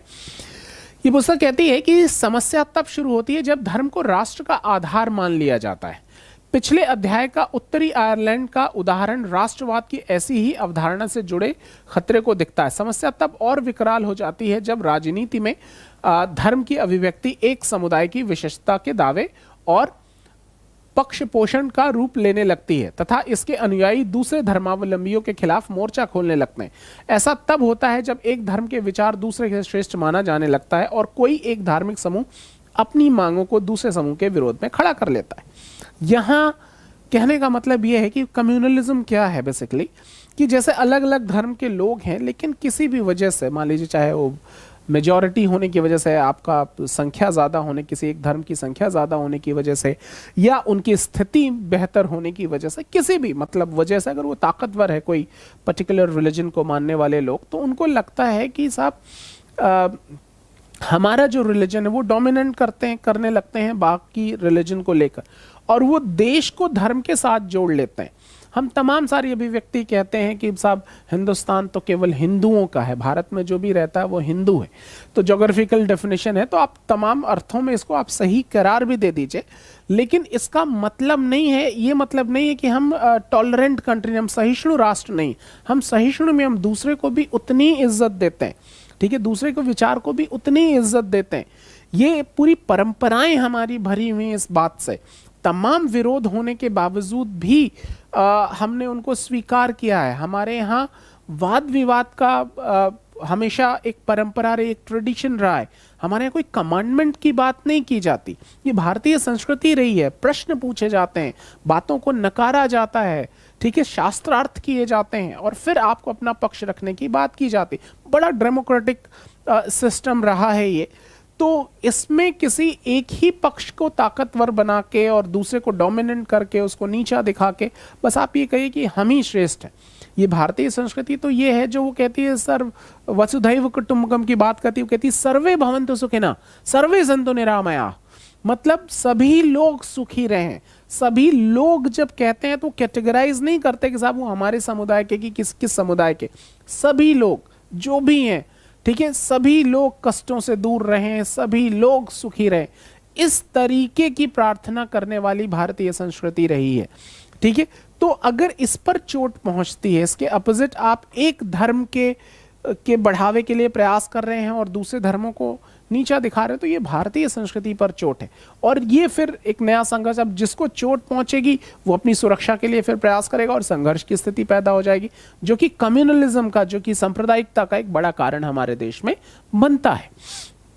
अब इस प्रक्रिया में जब राज्य अपनी सत्ता का इस्तेमाल किसी एक धर्म के पक्ष में करने लगता है तो स्थिति और विकट हो जाती।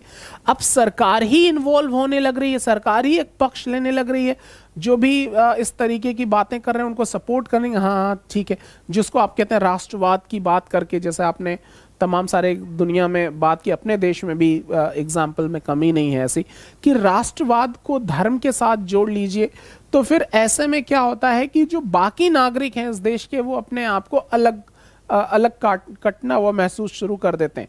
तो अब सोचिए परिवार का कोई सदस्य को अचानक से ये एहसास कराया जाए you are not part of this family anymore, अब आप इस परिवार का हिस्सा नहीं, यानी आप अपने ही देश के किसी दूसरे धर्म के लोगों को ये कहेंगे you are not Indian anymore, अब आप भारतीय नहीं हो, आप भारतीय होने का हक खो चुके हो। तो ये बहुत चोट पहुंचाने वाली बात है और कम से कम ये हमारी जो इंडियन सॉवरेनिटी है उसको तो संरक्षित नहीं कर पाएगा, क्योंकि हमारा अपना भी कंट्रीब्यूशन है वो निश्चित रूप से प्रभावित होगा। तो यहाँ ये कह रहा है कि government, because we are secular country, ठीक है, तो गवर्नमेंट की ये जिम्मेदारी है कि वो कोई एक पक्ष ना ले। जब भी सरकारें ऐसा करती हैं वो दिक्कत बढ़ती है, ठीक है। तो वो यही बात ये कह रहा है। सांप्रदायिक राजनीति सोच पर आधारित होती है कि धर्म ही सामाजिक समुदाय का निर्माण करता है। इस मान्यता के अनुकूल सोचना सांप्रदायिकता है। ये एक लाइन में इन्होंने ये परिभाषित कर दिया एक सेंटेंस में कि समाज का निर्माण एक धर्म से ही होगा, एक रिलीजन से ही होगा, ठीक है, बस वही एक रिलीजन ही महत्वपूर्ण है। तो जब इस तरीके के विचार करके आप अपना चीजें करते हैं तो उसी को सांप्रदायिकता कहते हैं, ठीक है। आपके विचारों में सहिष्णुता अगर नहीं है, आप दूसरे के अस्तित्व को स्वीकार करने को तैयार नहीं है, तो फिर चीजें क्या हो रही हैं, वो मतलब वो फिर उसी को कम्युनल कहते हैं, उसी को सांप्रदायिक कहते हैं। भाई इस सोच के अनुसार एक खास धर्म में आस्था रखने वाले लोग एक ही समुदाय के होते हैं, उनके मौलिक हित एक जैसे होते हैं तथा समुदाय के लोगों को आपसी मतभेद समुदाय के जीवन में कोई अहमियत नहीं रखते। इस सोच में यह बात भी शामिल है कि किसी अलग धर्म को मानने वाले लोग दूसरे सामाजिक समुदाय का हिस्सा नहीं हो सकते। मतलब वही डिस्क्रिमिनेशन की आप मान लेते हैं कि साहब हम लोग पूरा समाज हमारे ही धर्म के समुदाय से बना, जो इससे अलग है वो बिल्कुल हम ही से अलग है, ठीक है। और इस तरीके की डिस्क्रिमिनेशन सरकार बनाने का आधार बनेंगी तो कम से कम वो फिर वही चीज कि अगर धर्म के नाम पर आप वोट करते हैं, धर्म के नाम पर सरकार चुनते हैं, तो धर्म के नाम पर चुनेंगे तो धर्म के विकास की डिमांड होगी। सरकारों का काम धर्म का विकास नहीं, खास करके भारत जैसे देश में जहां सेक्युलरिज्म, जो हमारा संविधान ही बनाया गया हम सेक्युलर हैं, तो अगर आप अपनी सरकारें इस आधार धर्म के आधार पर चुनते हो और फिर आप उनसे डिमांड करते हैं कि साहब नौकरियां नहीं है, जीडीपी गिर रही है, रोजगार के अवसर नहीं है, हॉस्पिटल नहीं है, ये सारी जब डिमांड करते हो तो फिर वो बड़ा लगता है कि भाई ये सब सोच के तो आपने सरकार बनाई नहीं थी, सरकार बनाते वक्त तो आप अपने धर्म विशेष की बात कर रहे थे, तो वहां फिर ये सारे तो डिमांड में ही नहीं थे, तो ये सब अब क्यों आ गए? तो वो ऐसी व्यवस्थाएं देश के हित में नहीं होती और फिर वो एक चक्र सा चलना शुरू हो जाता है। सब अपनी अपनी कम्युनिटी को स्ट्रांग करने की बात करते हैं, उनकी संख्या बढ़ाने की बात करते हैं, संघर्ष की स्थिति पैदा होनी शुरू हो जाती है। तो ये एक बहुत ज्यादा दिक्कत है। अब आ जाइए, इस मानसिकता के अनुसार या तो एक समुदाय के लोगों को दूसरे समुदाय के वर्चस्व में रहना होगा या फिर उसके लिए अलग अलग राष्ट्र बनाना पड़ेगा। जाहिर सी बात है, आप देखिए, या तो आप वो डोमिनेंट एक्सेप्ट कर लीजिए या फिर अलग राष्ट्र बनाइए, जैसे भारत पाकिस्तान का बंटवारा हुआ। तो ये जो सारी चीजें हैं, तो ये इस बात का, ये जब राजनीति इन्वॉल्व होती है धर्म में, तो ये खतरा होता है। अब ये मान्यता बुनियादी रूप से गलत है, मतलब आप इस तरीके से अगर संघर्ष वाली स्थिति है तो जाहिर है वो गलत होगा। एक धर्म के लोगों के हित और उनकी आकांक्षाएं हर मामले में एक जैसी हो संभव नहीं है। हर व्यक्ति कई तरीके की भूमिका निभाता है, उसकी हैसियत और पहचान अलग अलग होती है। हर समुदाय में तरह तरह के विचार और के लोग होते हैं। इन सभी को अपनी बात कहने का अधिकार है। इसके लिए एक धर्म से जुड़े सभी लोगों को किसी गैर धार्मिक संदर्भ में एक करके देखना, उस समुदाय की विभिन्न आवाजों को दबाना है। ये बड़ी अच्छी बात है। आप देखिए, एक ही समुदाय में भी अलग अलग विचार होते हैं। इस बात को मैं आपको एक एग्जांपल, सलीम खान साहब जो लिरिसिस्ट हैं, राइटर हैं, मतलब सलमान खान के पिताजी, उनका एक इंटरव्यू मैं सुन रहा था। तो उन्होंने बताया, किसी कॉन्टेस्ट में बताया, मतलब इसी सेक्युलरिज्म और इन सारी चीज़ों के बारे में बताया कि साहब कि मैं मुस्लिम हूँ, मेरी पत्नी हिंदू हैं, ठीक है, मेरे बेटे भी मतलब वैसे तो मुस्लिम है, लेकिन हम गाड़ी में जा रहे होते हैं और अचानक से कोई एक्सीडेंट दिखता है तो मेरे मुंह से निकलता है, एक ही गाड़ी में एक ही परिवार के सदस्य हैं, मेरे मुंह से निकलता है या अल्लाह, मेरी पत्नी के मुंह से निकलता है हे देवा, और बच्चे में कहते हैं ओ शिट। तो तमाम सारी अभिव्यक्तियां हैं, एक ही परिवार के लोगों में कितनी सारी अभिव्यक्तियां हैं। तो कई बार समुदाय में भी ऐसा ही होता है। आप अपने ही परिवार का एग्जाम्पल ले लीजिए, आपके पिताजी, आपके भाई बहन, माता और रिश्तेदार की सोच में कितने डिफरेंसेस हैं। तो ये जरूरी नहीं है कि अगर आपकी कम्युनिटी रिलीजन के नाम पर एक हो तो सारे लोग एक जैसा ही सोचते हैं, उसमें भी बड़े सारे डिफरेंसेस होते हैं, ठीक है। यहां सांप्रदायिकता की सबसे आम अभिव्यक्ति दैनंदिन जीवन में, जो डेली लाइफ है, जीवन में ही दिखती है। इसमें धार्मिक पूर्वाग्रह, धार्मिक समुदायों के बारे में बनी बनाई अवधारणाएं और एक धर्म को दूसरे धर्म से श्रेष्ठ मानने की मान्यताएं शामिल हैं। ये चीजें इतनी आम हैं कि अक्सर हम उन पर ध्यान तक नहीं देते, जबकि ये हमारे अंदर ही बैठी होती हैं। जनरली आप देखिए, एक दूसरे के बारे में हमारी जो एक प्रेजुडिस थॉट होती है, एक स्टीरियोटाइप थॉट होती है कि साहब ये मुस्लिम है, ये तो ऐसे ही होते हैं, मुस्लिम है सब नॉनवेज ही खाते हैं, ये हिंदू है, ये तो ऐसे ही होता होगा, ठीक है। तो ये सारी जो धाराएं, ये जैन है, ये है, हम अपना एक लेबल लगा देते हैं, साहब ये इस धर्म से बिलोंग करता है, ये तो ऐसा ही होगा। ये चीजें गड़बड़ है, ये नहीं होता ऐसा ये लेबलिंग करने से ये दिक्कत हो जाती है। आप उसको मौका तो दीजिए, ठीक है। यहाँ पता चले कि मैं टीचर हूँ, मेरे सामने इतने सारे विद्यार्थी आते हैं, अलग अलग कम्युनिटी से बिलोंग करते हैं, लेकिन मेरे उनके रिलेशन में कभी कोई आज तक कोई अंतर नहीं लगा। एटलीस्ट धर्म ने तो कभी अंतर महसूस ही नहीं होने दिया। उतना ही प्यार, उतना ही सम्मान, ठीक है। वो कोई भाषा कौन से इस्तेमाल करता है, कैसे अभिव्यक्त करता है, वो एक अलग चीज़ है, लेकिन उतना ही प्यार, उतना ही सम्मान, एक जैसी चीज़ें, सबकी वही जद्दोजहद, वह कैसे सफलता पाएं, कैसे एग्जाम क्वालिफाई करें, सबके परिवारों में वही दिक्कत। उनके पिताओं से बात करो, सबकी हिसाब हमारी जो संतानें हैं, औलादें हैं, इनको कैसे बेहतर बनाएं। तो हर जगह एक, आप छोटी छोटी चीज़ों के लिए आप संघर्ष कर रहे हैं। टीवी एडवर्टीजमेंट देखते हैं, सब एक जैसा ही देखते हैं कि यार इतना बढ़िया घर हमारा भी हो जाए, ये सारी टेक्नोलॉजी हमारे पास भी आ जाए। तो ये जो सारा है, धर्म इसमें कहीं भी इन्वॉल्व नहीं है। जब इस बात को आप बहुत टोटलिटी से देखते हैं तो फिर आप समझ में आता है। आप अपने दिन भर के मतलब रोजमर्रे में की जिंदगी में देखिए, कितनी बार आप सोचते हैं कि आप हिंदू हैं कि मुसलमान, जब तक कोई बाहर से उंगली ना करे। तो आपकी अपनी ही जरूरतें, अपने ही संघर्ष बड़े सारे हैं। तो ऐसे में ये बहुत जरूरी है कि आपका जो व्यवहार हो, ठीक है, ये ऐसा ही होना चाहिए। आप इसको टोटलिटी से देखें। कहने का मतलब यही कि इसको बहुत सामूहिक रूप से देखें कि अगर आप उन सब चीज़ों पे ध्यान देंगे तो आप देखेंगे कि ज्यादातर हमारी धारणाएं वो हमारे अंदर बैठी हुई हैं, कुछ एक बैठा हुआ है, हम जानते कुछ नहीं। कि साहब आप किसी मुसलमान के बारे में राय, किसी हिंदू की मुसलमान में कि हिंदू के बारे में राय, किसी अन्य धर्म के व्यक्ति के बारे में राय, ये पहले से उसका आधार क्या कुछ भी पता नहीं, कभी चेक किया नहीं, कुछ भी नहीं, लेकिन फिर भी एक धारणा बनी हुई है। ये हमारी चीजों को अभिव्यक्त करती हैं वही सारी चीजें, और वो संघर्ष पैदा करती हैं। फिर कह रहा है सांप्रदायिक सोच अक्सर अपने धार्मिक समुदाय का राजनीतिक प्रभुत्व स्थापित करने के फिराक में, ये बड़ा इंपॉर्टेंट चीज है। ठीक है, अब ये जो धार्मिक सोच है ना, धर्म की उन्नति के लिए नहीं है। कोई हिंदू या मुसलमान ये नहीं सोच रहा है कि साहब हमारे धर्म का विकास कैसे हो, जो हमारी जो राम ने जैसा जीवन जिया, जैसा त्याग किया और जैसे दूसरों के लिए जीवन जिया, जैसे क्राइस्ट ने जान दे दी, ठीक है, किस तरीके से मोहम्मद साहब ने तमाम सारी कुरीतियों को दूर किया, तमाम सारे संघर्ष किया, उस अपोजिट सिचुएशन में, उस डेजर्ट में कैसे एक मानवीय मूल्यों को लेकर आगे बढ़े, बुद्ध किस तरीके से आगे बढ़े। तो इन सारी चीज़ों को ध्यान ही नहीं देता कोई। कि आप देखिए, बुद्ध एक बीमार आदमी, बूढ़े आदमी, मरे हुए आदमी को देखकर बुद्ध बन गए, और बहुत सारे लोग बुद्ध के पास रह के बुद्ध नहीं बन पाए। तो ये बात ये है कि हम अटेंशन कैसा देते हैं। ठीक है, क्राइस्ट क्या हो के क्राइस्ट हो गए, और क्राइस्ट के साथ रहने वाले क्राइस्ट नहीं हो पाए, राम के साथ रहने वाले राम नहीं हो पाए। तो जब इन तत्वों पे आप जोर देते हैं तो आपकी धारणाएं अलग बनती। ठीक है, जबकि यहाँ मोटिव हम ऐसा तो सोचते नहीं। हमारा जो धर्म का सोच है बस वो है कि हम एम्पावर्ड कैसे हो जाए, हमारे पास शक्ति कैसे आ जाए, और वो भी खास तक कि हमारा राजनीतिक प्रभुत्व कैसे हो जाए। ठीक है, राजनीतिक प्रभुत्व, फिर वो नीति निर्माण में हमारी हिस्सेदारी बढ़ जाएगी और हमारे हित सुनिश्चित होते चले जाएंगे। बाकी के हित क्या है उससे आपको लेना देना नहीं, ये संघर्ष पैदा करेगा देश में।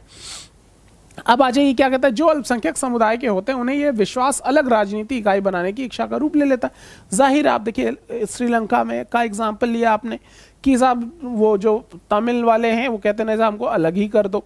ठीक है, तो इस तरीके की जो भी माइनॉरिटी, उनको लगेगा साहब हमको एक्सक्लूड कर दे रहे हैं, हमको हटा दे रहे हैं, हमको तो अपनी पॉलिसी में शामिल जगह ही नहीं दे रहे, कि भाई फिर हमारे लिए अलग देश ही बना दो, फिर हम अपने लिए देखेंगे।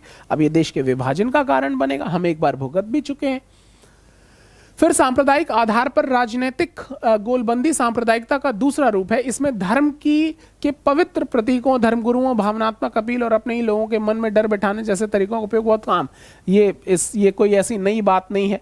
आप देखिए, हमेशा इसको करने के लिए जो हम एक्सप्रेशन, जो अभिव्यक्तियां इस्तेमाल करते हैं, चाहे धार्मिक गुरुओं की बात हो, उसका मिस इंटरप्रिटेशन, चाहे वो धर्म प्रतीकों की बात हो। अब आप देखिए, अब कैलेंडर बदल जाते हैं लोगों के। ठीक है, अब राम जी वो धनुष उठाए, बॉडी बिल्डर, जबकि कितने विनम्र थे, जितने शालीन थे राम।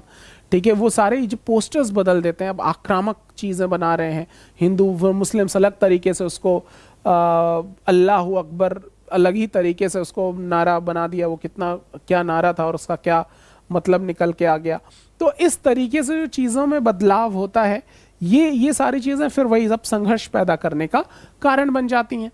कई बार सांप्रदायिकता सबसे गंदा रूप लेकर संप्रदाय के आधार पर हिंसा, दंगा, और यही वही जो संघर्ष में कह रहा हूं, इन्हीं के आधार पर, इन्हीं चीजों के बाद इसकी जो परिणति होती है, जो उसका कॉन्सिक्वेंस होता है, इन सारे विचारों का जो निर्णय है, वो जो परिणाम है, वो क्या है, दंगे फसाद, और इसमें लोगों की जाने जाती हैं।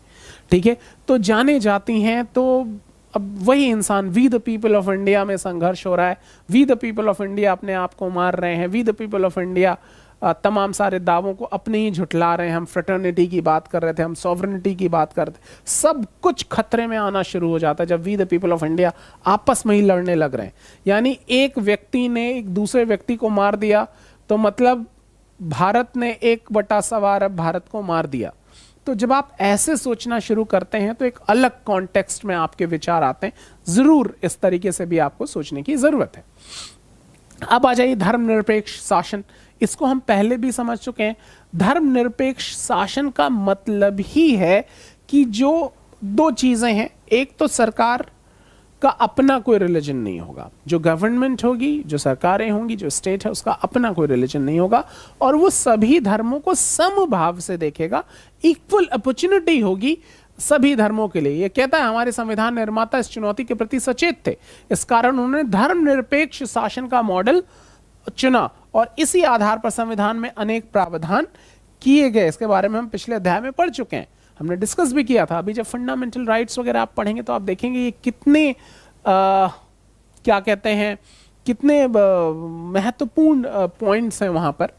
अब देखिए, भारतीय राज्य ने किसी भी धर्म को राजकीय धर्म के रूप में अंगीकार नहीं किया, मतलब कोई भी राजकीय धर्म नहीं है, गवर्नमेंट का अपना कोई धर्म नहीं है, हमने अभी अभी बात की है। ठीक है, तमाम सारे देश हैं जहां उनके अपने राजकीय धर्म हैं।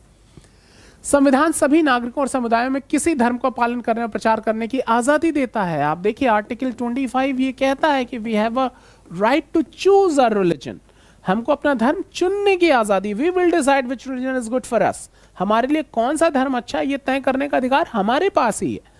ठीक है, संविधान धर्म के आधार पर किए जाने वाले किसी तरीके के भेदभाव को अवैधानिक घोषित करता है। यानी अगर धर्म के आधार पर डिस्क्रिमिनेशन किया गया तो वो इलीगल है, वो लीगल नहीं माना जाएगा। इसके साथ ही संविधान धार्मिक समुदायों में समानता सुनिश्चित करने के लिए शासन को धार्मिक मामलों में दखल देने का अधिकार देता है, जैसे यह छुआछूत की इजाजत नहीं देता। आप देखिए बाकायदा संविधान में प्रोविजन है आर्टिकल 17 में, आर्टिकल 17 अबॉलिश अनटचेबिलिटीज, छुआछूत अस्पृश्यता के अंत की बात करता है आर्टिकल 17। यहां सरकार इन्वॉल्व हो रही है कि भाई हम आपको ये नहीं करने देंगे, ये डिस्क्रिमिनेशन पैदा कर रहा है। वो 3 तलाक के लिए प्रावधान बनाता है, वो सती प्रथा के विरोध कानून बनाता है, वो विधवा पुनर्विवाह के बारे में कानून बनाता है। तो ये जो सारी जो कुरीतियां हैं जो हमारे समाज को किसी तरीके से दूषित कर रही हैं, उनको नहीं होने देगा संविधान। ये तभी कर पाएगा जब वो सेक्युलर हो, पंथ निरपेक्ष हो। अब आ जाइए, इस हिसाब से देखें तो धर्मनिरपेक्षता कुछ पार्टियों या व्यक्तियों की एक विचारधारा भर नहीं है, ये विचार हमारे संविधान की बुनियाद है। यानी अगर आप देखिए आजकल अनफॉर्चुनेटली सेक्युलरिज्म को बड़े टॉन्ट के रूप में लोग इस्तेमाल करते हैं, सेक्युलरिज्म को सिकुलर बोलते हैं। आप देखिए बिल्कुल शर्मिंदा होने की बात नहीं है कि हम सेक्युलर, अगर आप कहते हैं आई एम सेक्युलर, ये गर्व करने की बात है। हमारा संविधान कहता है वी आर सेक्युलर कंट्री। ठीक है, और सेक्युलर होने का मतलब ये नहीं कि हम अपने धर्म के बारे में विचार नहीं रखते, हम अपने धर्म की उन्नति के बारे में नहीं सोचेंगे। सेक्युलर होने का मतलब ये है कि हमको दूसरे के धर्म के अस्तित्व से भी कोई दिक्कत नहीं है। ठीक है, उस साझी भावना से, और ये बात सभी पर लागू है, ये नहीं कि मैं मेरी बात कर रहा हूं, आपके ऊपर भी ये लागू है कि आप भी अपने धर्म की उन्नति के बारे में खूब सोचो, सोचना ही चाहिए। आप नहीं सोचेंगे तो कौन सोचेगा। लेकिन इट डजंट मीन कि आप कहिए कि मेरा ही धर्म अच्छा है, तो फिर यहां से इन संघर्षों को नहीं, ये संघर्ष बढ़ेंगे। इन्हीं संघर्षों को रोकने के लिए हमारी केवल मान्यता नहीं, हमारी जरूरत भी है कि we should be a secular, we have to maintain our secularism. क्योंकि अगर सेक्युलरिज्म डिस्टर्ब हुआ तो फिर हमारी सॉवरेनिटी डिस्टर्ब होगी, डेमोक्रेसी डिस्टर्ब होगी, सोशल स्ट्रक्चर डिस्टर्ब होगा, फिर जो हमने प्रोमिसेस किए हैं कि हम जस्टिस देंगे, सोशल, इकोनॉमिकल, पॉलिटिकल, वो सब डिस्टर्ब होने शुरू हो जाएंगे। तो इन बातों को बहुत ज़रूरी है कि आप एक नागरिक की हैसियत से सोचें। फिर आइए जाति और राजनीति। अब लीजिए एक और डिस्क्रिमिनेशन। अभी तक आपने लैंगिक आधार पर समझा, धार्मिक आधार पर समझा, अब जातीय आधार पर भी समझ लीजिए। हमने राजनीति में सामाजिक विभाजन की 2 अभिव्यक्तियां देखी। इनमें एक मोटे तौर पर सकारात्मक या लाभदायक है, तो दूसरी नकारात्मक या नुकसानदेह। मतलब जब आप अपनी बातों को लेकर रिप्रेजेंटेशन इंश्योर करते हो, तब तो वो बड़ी पॉजिटिव है कि आपके समुदाय की बातों का प्रतिनिधित्व हो रहा है। ठीक है, लोकतंत्र का मतलब भी है, तो कितनी पॉजिटिव है। लेकिन जब वो आपके विचारों की वजह से संघर्ष पैदा हो रहा है, वो उतनी ही नेगेटिव है, वो देश के विकास में रुकावट पैदा करता है। इसी तरीके से यहाँ आप ये क्या कह रहे हैं कि आइए अब अंतिम प्रमुख विभाजन यानी जाति और राजनीति की चर्चा करें। इससे सकारात्मक और नकारात्मक दोनों ही पक्ष हैं। जाहिर है जाति की क्या दोनों ही पार्ट हैं। अब आ जाइए जातिगत असमानताएं, जो कास्ट इनइक्वालिटीज हैं हमारे देश में, उसको समझने की जरूरत है। लिंग और धर्म के आधार पर आधारित विभाजन तो दुनिया भर में है, पर जाति पर आधारित विभाजन सिर्फ भारतीय समाज में, ये बड़ा इंपॉर्टेंट चीज है। यानी पूरे दुनिया भर में जेंडर डिस्क्रिमिनेशंस हैं, रेसेस पे डिस्क्रिमिनेशंस हैं, नस्ल पे आधार, ब्लैक व्हाइट, ये सारा डिस्क्रिमिनेशन है दुनिया भर में। हम कोई अपवाद नहीं। लेकिन जाति के आधार पे कि सब अब एक ही समुदाय के लोग हैं, हम इस जाति के, वो उस जाति के, तो जाति को लेकर जो डिस्क्रिमिनेशन है वो अनफॉर्चुनेटली केवल हिंदुस्तान में है, केवल भारत में है। ठीक है, सभी समाजों में कुछ सामाजिक असमानताएं और एक तरह का श्रम का विभाजन मौजूद होता है। आपको मालूम है जब आप हिस्ट्री में पढ़ते हैं तो किस तरीके से हमारे देश में जो ये जातियों के निर्माण के ओरिजिन में हम जाते हैं तो हम देखते हैं कि किस तरीके से 4 जातियों का वर्णन है, ठीक है, ब्राह्मण, क्षत्रिय, वैश्य और शूद्र, और ये विभाजन उनके काम के आधार पर किया गया था, ठीक है, कि भाई जिसके पास दिमाग बहुत है, चीज़ों को वो अच्छी अंडरस्टैंडिंग है, वो ब्राह्मण कहलाएगा। जिसके पास उतनी अच्छी अंडरस्टैंडिंग नहीं है लेकिन वो शरीर से बहुत मजबूत है, वो सुरक्षा का काम कर सकता है, वो क्षत्रिय होगा। जो तमाम सारी चीज़ों में उतना ताकतवर नहीं है, ना ही उस तरीके का बड़ा फिलॉसफी सोच सकता है, लेकिन कैलकुलेशन उसका बड़ा अच्छा है, वो कैलकुलेट कर लेता है चीज़ों को, एडजस्टमेंट उसका, मैनेजमेंट बड़ा अच्छा है, वो वैश्य होगा। लेकिन जो डल है किसी वजह उस तरीके से सोच भी नहीं पाता और वो तमाम सारी उस तरीके से उसकी काबिलियत नहीं, लेकिन उसको भी छोड़ेंगे नहीं, वो फिर शूद्र होगा, वो इन लोगों को इनके काम में मदद करेगा, वो इतना तो कर ही सकता है। तो कहने का मतलब ये सोचा गया था कि सबको इन्वॉल्व किया जाए समाज में। बाद में ये वंशानुगत हो गई और फिर वहीं से समस्याएं बढ़नी शुरू हो गई। तो यहाँ ये क्या था कि जो एक तरीके का ये श्रम विभाजन था, ये यही बात कह रहा है। फिर अधिकतर समाजों में पेशा परिवार की एक पीढ़ी से दूसरी पीढ़ी में जाता है, लेकिन जाति व्यवस्था इसका अतिवादी और स्थायी रूप है, ठीक है। जनरली मतलब जो भी जिसका जो पारिवारिक उद्योग है अगर बड़ी अच्छी स्थिति में है तो वो फॉरवर्ड करते हैं। अच्छा होता क्या है कि पिता एक काम कर रहा है, बच्चे उसी के साथ परवरिश कर रहे हैं, वो अपने पिता के काम को सीख जाते हैं। तो कुछ और ट्राई करने की अपेक्षा यही काम को फॉरवर्ड करे तो ये थोड़ा सा सरलता इसमें रहती है।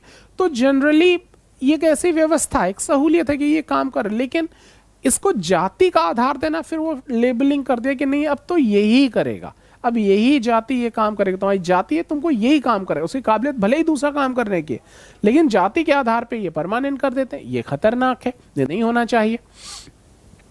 एक खास अर्थ में इसमें के वंशानुगत विभाजन को रीति रिवाजों की मान्यता प्राप्त है। एक जाति समूह के लोग एक या मिलते जुलते पेशों के तो होते ही हैं, साथ ही उन्हें एक अलग अलग सामाजिक समुदाय के रूप में भी देखा जाता है।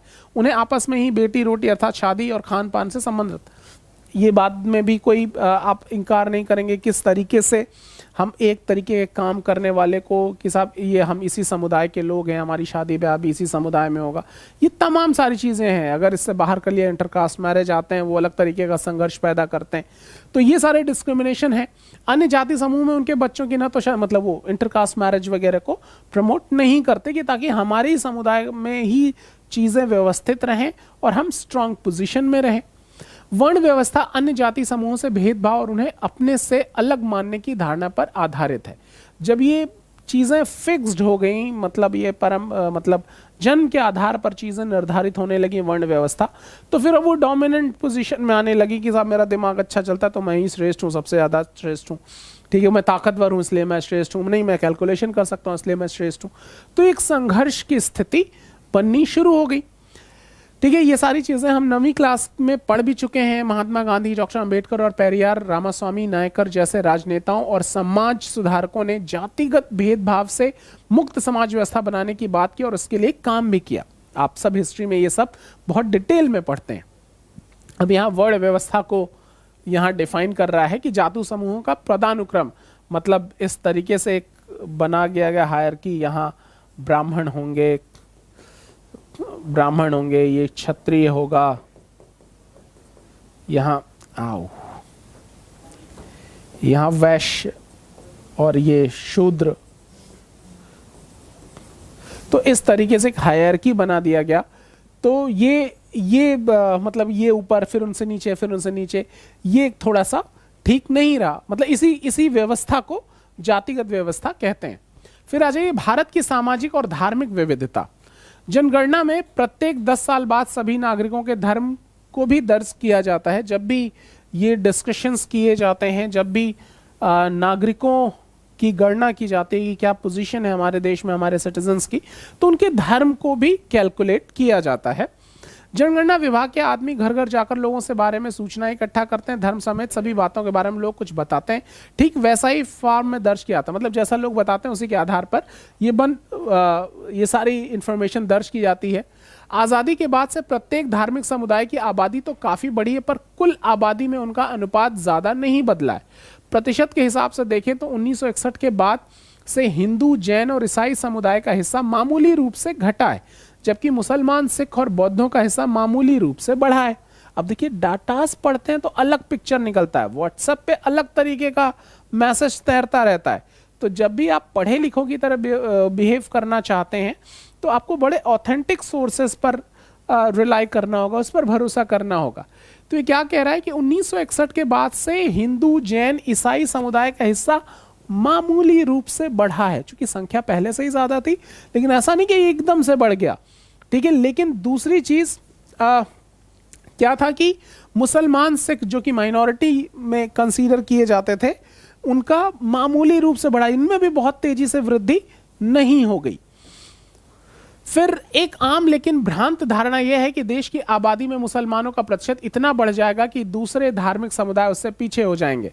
आप देखिए ये सब अक्सर व्हाट्सएप पे ये सारे मैसेजेस आते हैं आपके पास कि था 2025 में कि 28 में 30 में अब ये सब खत्म हो जाएगा, केवल मुस्लिम होंगे इस देश में। सारा वो बाकायदा कैलकुलेट करके दिखाते हैं, ऊपर तौर पर पढ़ने लगता है यार बात तो ये सही कह रहा है, ठीक है। लोग बाग इसको आधार बना के डिबेट करते हैं, ठीक है, अगले की बात ही नहीं सुनते, जो कि हमारे सेक्युलरिज्म को चोट पहुंचाता है और कम्युनलिज्म को बढ़ावा देता है, जो शांति सुरक्षा नहीं लाएगा, संघर्ष बढ़ाएगा।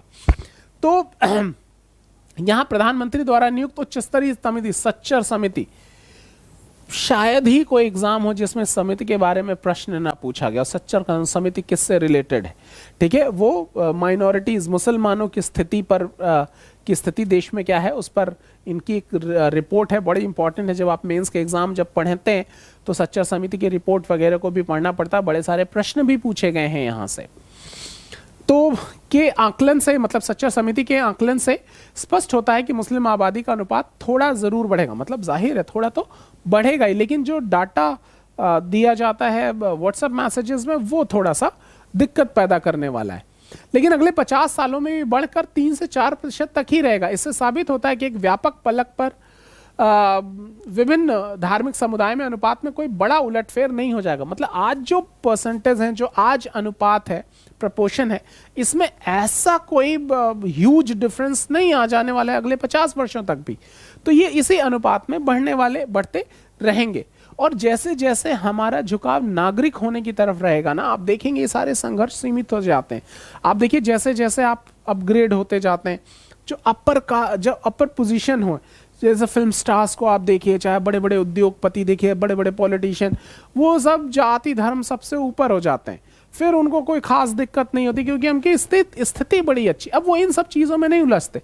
ज़्यादातर जितने लोअर लेवल पर आप आते जाते हैं वहीं पर ये जाति धर्म ये सब बहुत ज़्यादा है। और हर क्षेत्र में जो निचली जातियों के लोग भी हैं वो भी भले अपने शोषण के खिलाफ आवाज़ उठाते हैं, लेकिन अपनी जातियों में जो उनकी सब जातियां उससे वो उनको अछूत मानते हैं। तो ये संघर्ष हर लेवल पर है। और यही वजह है कि जैसे जैसे आप में अपग्रेडेशन होता जाएगा, जैसे जैसे आप चीज़ों को समझते हैं, आपकी स्थिति बेहतर होती जाती, आप अपने आप डाइल्यूट होते चले जाते हैं। अब आप देखिए गांव में चले जाती सिस्टम ज़्यादा है, आप शहरों में आते हैं, कहीं से भी चाय पी, चाय बनाने वाला कौन से जाति धर्म का है, होटल में खाना खा रहे हैं कुक कौन से जाति धर्म का, आपको लेना देना उससे होता नहीं। तो ये चीज़ें ऐसे ही डाइल्यूट होती चली जाती। सच्चर समिति मैंने बताया अजय कि ये जो भारत में माइनॉरिटीज हैं, स्पेशली मुस्लिम कम्युनिटी, उनकी स्थिति पर एक रिपोर्ट बनाई थी कि भारत में मुसलमानों की क्या स्थिति है। तो सच्चर समिति इसी से रिलेटेड है कि वो मुसलमानों की पोजीशन पर देश के अंदर, उसी पर इन्होंने अपनी रिपोर्ट दी थी, उसी को सच्चर समिति कहते हैं। अब आइए, अनुसूचित जातियों में जिन्हें आमतौर पर दलित कहा जाता है, सामान्यतः वो हिंदू जातियां आती हैं जिन्हें हिंदू सामाजिक व्यवस्था में अछूत माना जाता था। इन जातियों के साथ भेदभाव किया जाता है और तिरस्कार की दृष्टि से देखा जाता था। अनुसूचित जातियों जनजातियों में आमतौर पर आदिवासी कहा जाता है, जो ट्राइबल लोग हैं, तो इनकी पोजीशन बहुत स्ट्रांग नहीं थी। जनगणना में अभी तक अन्य पिछड़ी जातियों की गिनती नहीं की जाती, ठीक है, जो अदर बैकवर्ड क्लासेस हैं जिनको ओबीसी आप कहते हैं, उनका उस तरीके से कैटेगराइजेशन अभी नहीं है, ठीक है। हमने 9th क्लास में इसको डिस्कस भी किया था। तो यहाँ राष्ट्रीय जो नमूना सर्वेक्षण है 2004-05 का अनुमान है कि इनकी आबादी करीब 41, जो ओबीसी हैं उनकी आबादी करीब 41% है। इस प्रकार मुल्क की आबादी में अनुसूचित जातियों, जनजातियों और अनुसूचित जातियों और अन्य पिछड़ी जातियों का हिस्सा लगभग 2/3 या हिंदुओं की आबादी का लगभग 3/4 है, ठीक है। तो एक ये डाटा है, ये इन्हीं सारी चीज़ों का धर्म के आधार पर कि कितने परसेंट बौद्ध हैं, कितने ये जैन हैं, अन्य धर्म के लोग हैं, इसको ज़रूर आप देखिएगा, आपको तमाम सारी चीज़ों को समझने में ये मदद करेगा। फिर क्या है कि अच्छा, शहरी इलाकों में तो अब ज़्यादातर इस बात का कोई हिसाब नहीं रखता कि ट्रेन या बस में आपके साथ कौन बैठा है, या रेस्टोरेंट, मैंने भी आपको एग्जांपल दिया कि रेस्टोरेंट में आपकी मेज पर खाना खा रहे आदमी की जाति क्या है। संविधान में किसी भी तरह के जातिगत भेदभाव को निषेध किया गया। संविधान में जाति व्यवस्था से पैदा हुए अन्याय को समाप्त करने वाली नीतियों का आधार तय किया गया। आरक्षण वगैरह को आप इसी संदर्भ में देख सकते हैं, आर्टिकल 15 में, 16 में, ठीक है, आर्टिकल 46, ये सब इन्हीं सारी चीज़ों के बारे में बात करते हैं। अगर 100 साल पहले का कोई व्यक्ति एक बार फिर भारत लौटकर आए तो यहाँ हुए बदलावों को देखकर हैरान रह जाएगा। बिल्कुल। बहरहाल समकालीन भारत से जाति प्रथा विदा नहीं हुई है। जाति व्यवस्था के कुछ पुराने पहलू अभी भी बरकरार हैं। अभी भी ज़्यादातर लोग अपनी जाति या कबीले में ही शादी ब्याह करते हैं, चूंकि वो मान्यताएं हैं वो अभी भी हमारे देश में बनी हुई हैं। स्पष्ट संवैधानिक प्रावधान के बावजूद छुआछूत की प्रथा अभी पूरी तरीके से समाप्त नहीं हुई। सारे चैलेंजेस हैं। जाति व्यवस्था के अंतर्गत सदियों से कुछ समूहों को लाभ की स्थिति में तो कुछ समूहों को दबाकर रखा गया। इसका प्रभाव सदियों बाद आज तक नजर आता है। जिन जातियों में पहले से ही पढ़ाई लिखाई का चलन मौजूद था और जिनकी शिक्षा पर पकड़ थी, आधुनिक शिक्षा व्यवस्था में भी उन्हीं का बोलबाला है। ठीक है, आप ये देखिए, इस बात से इनकार नहीं करेंगे। अभी एक मूवी आई है, साउथ इंडियन मूवी है, बड़ी अच्छी है, भीम, अगर आप लोगों ने देखी होगी, नहीं देखी है तो ज़रूर देखिए। ये OTT प्लेटफॉर्म पे है, शायद अमेजन पे है या किस पे, तो ज़रूर देखिए, बड़ी अच्छी है। वो किस तरीके से ट्राइबल की पोजीशंस पे बनाया गया है और ये ऐसी घटनाएं आए दिन होती रहती हैं।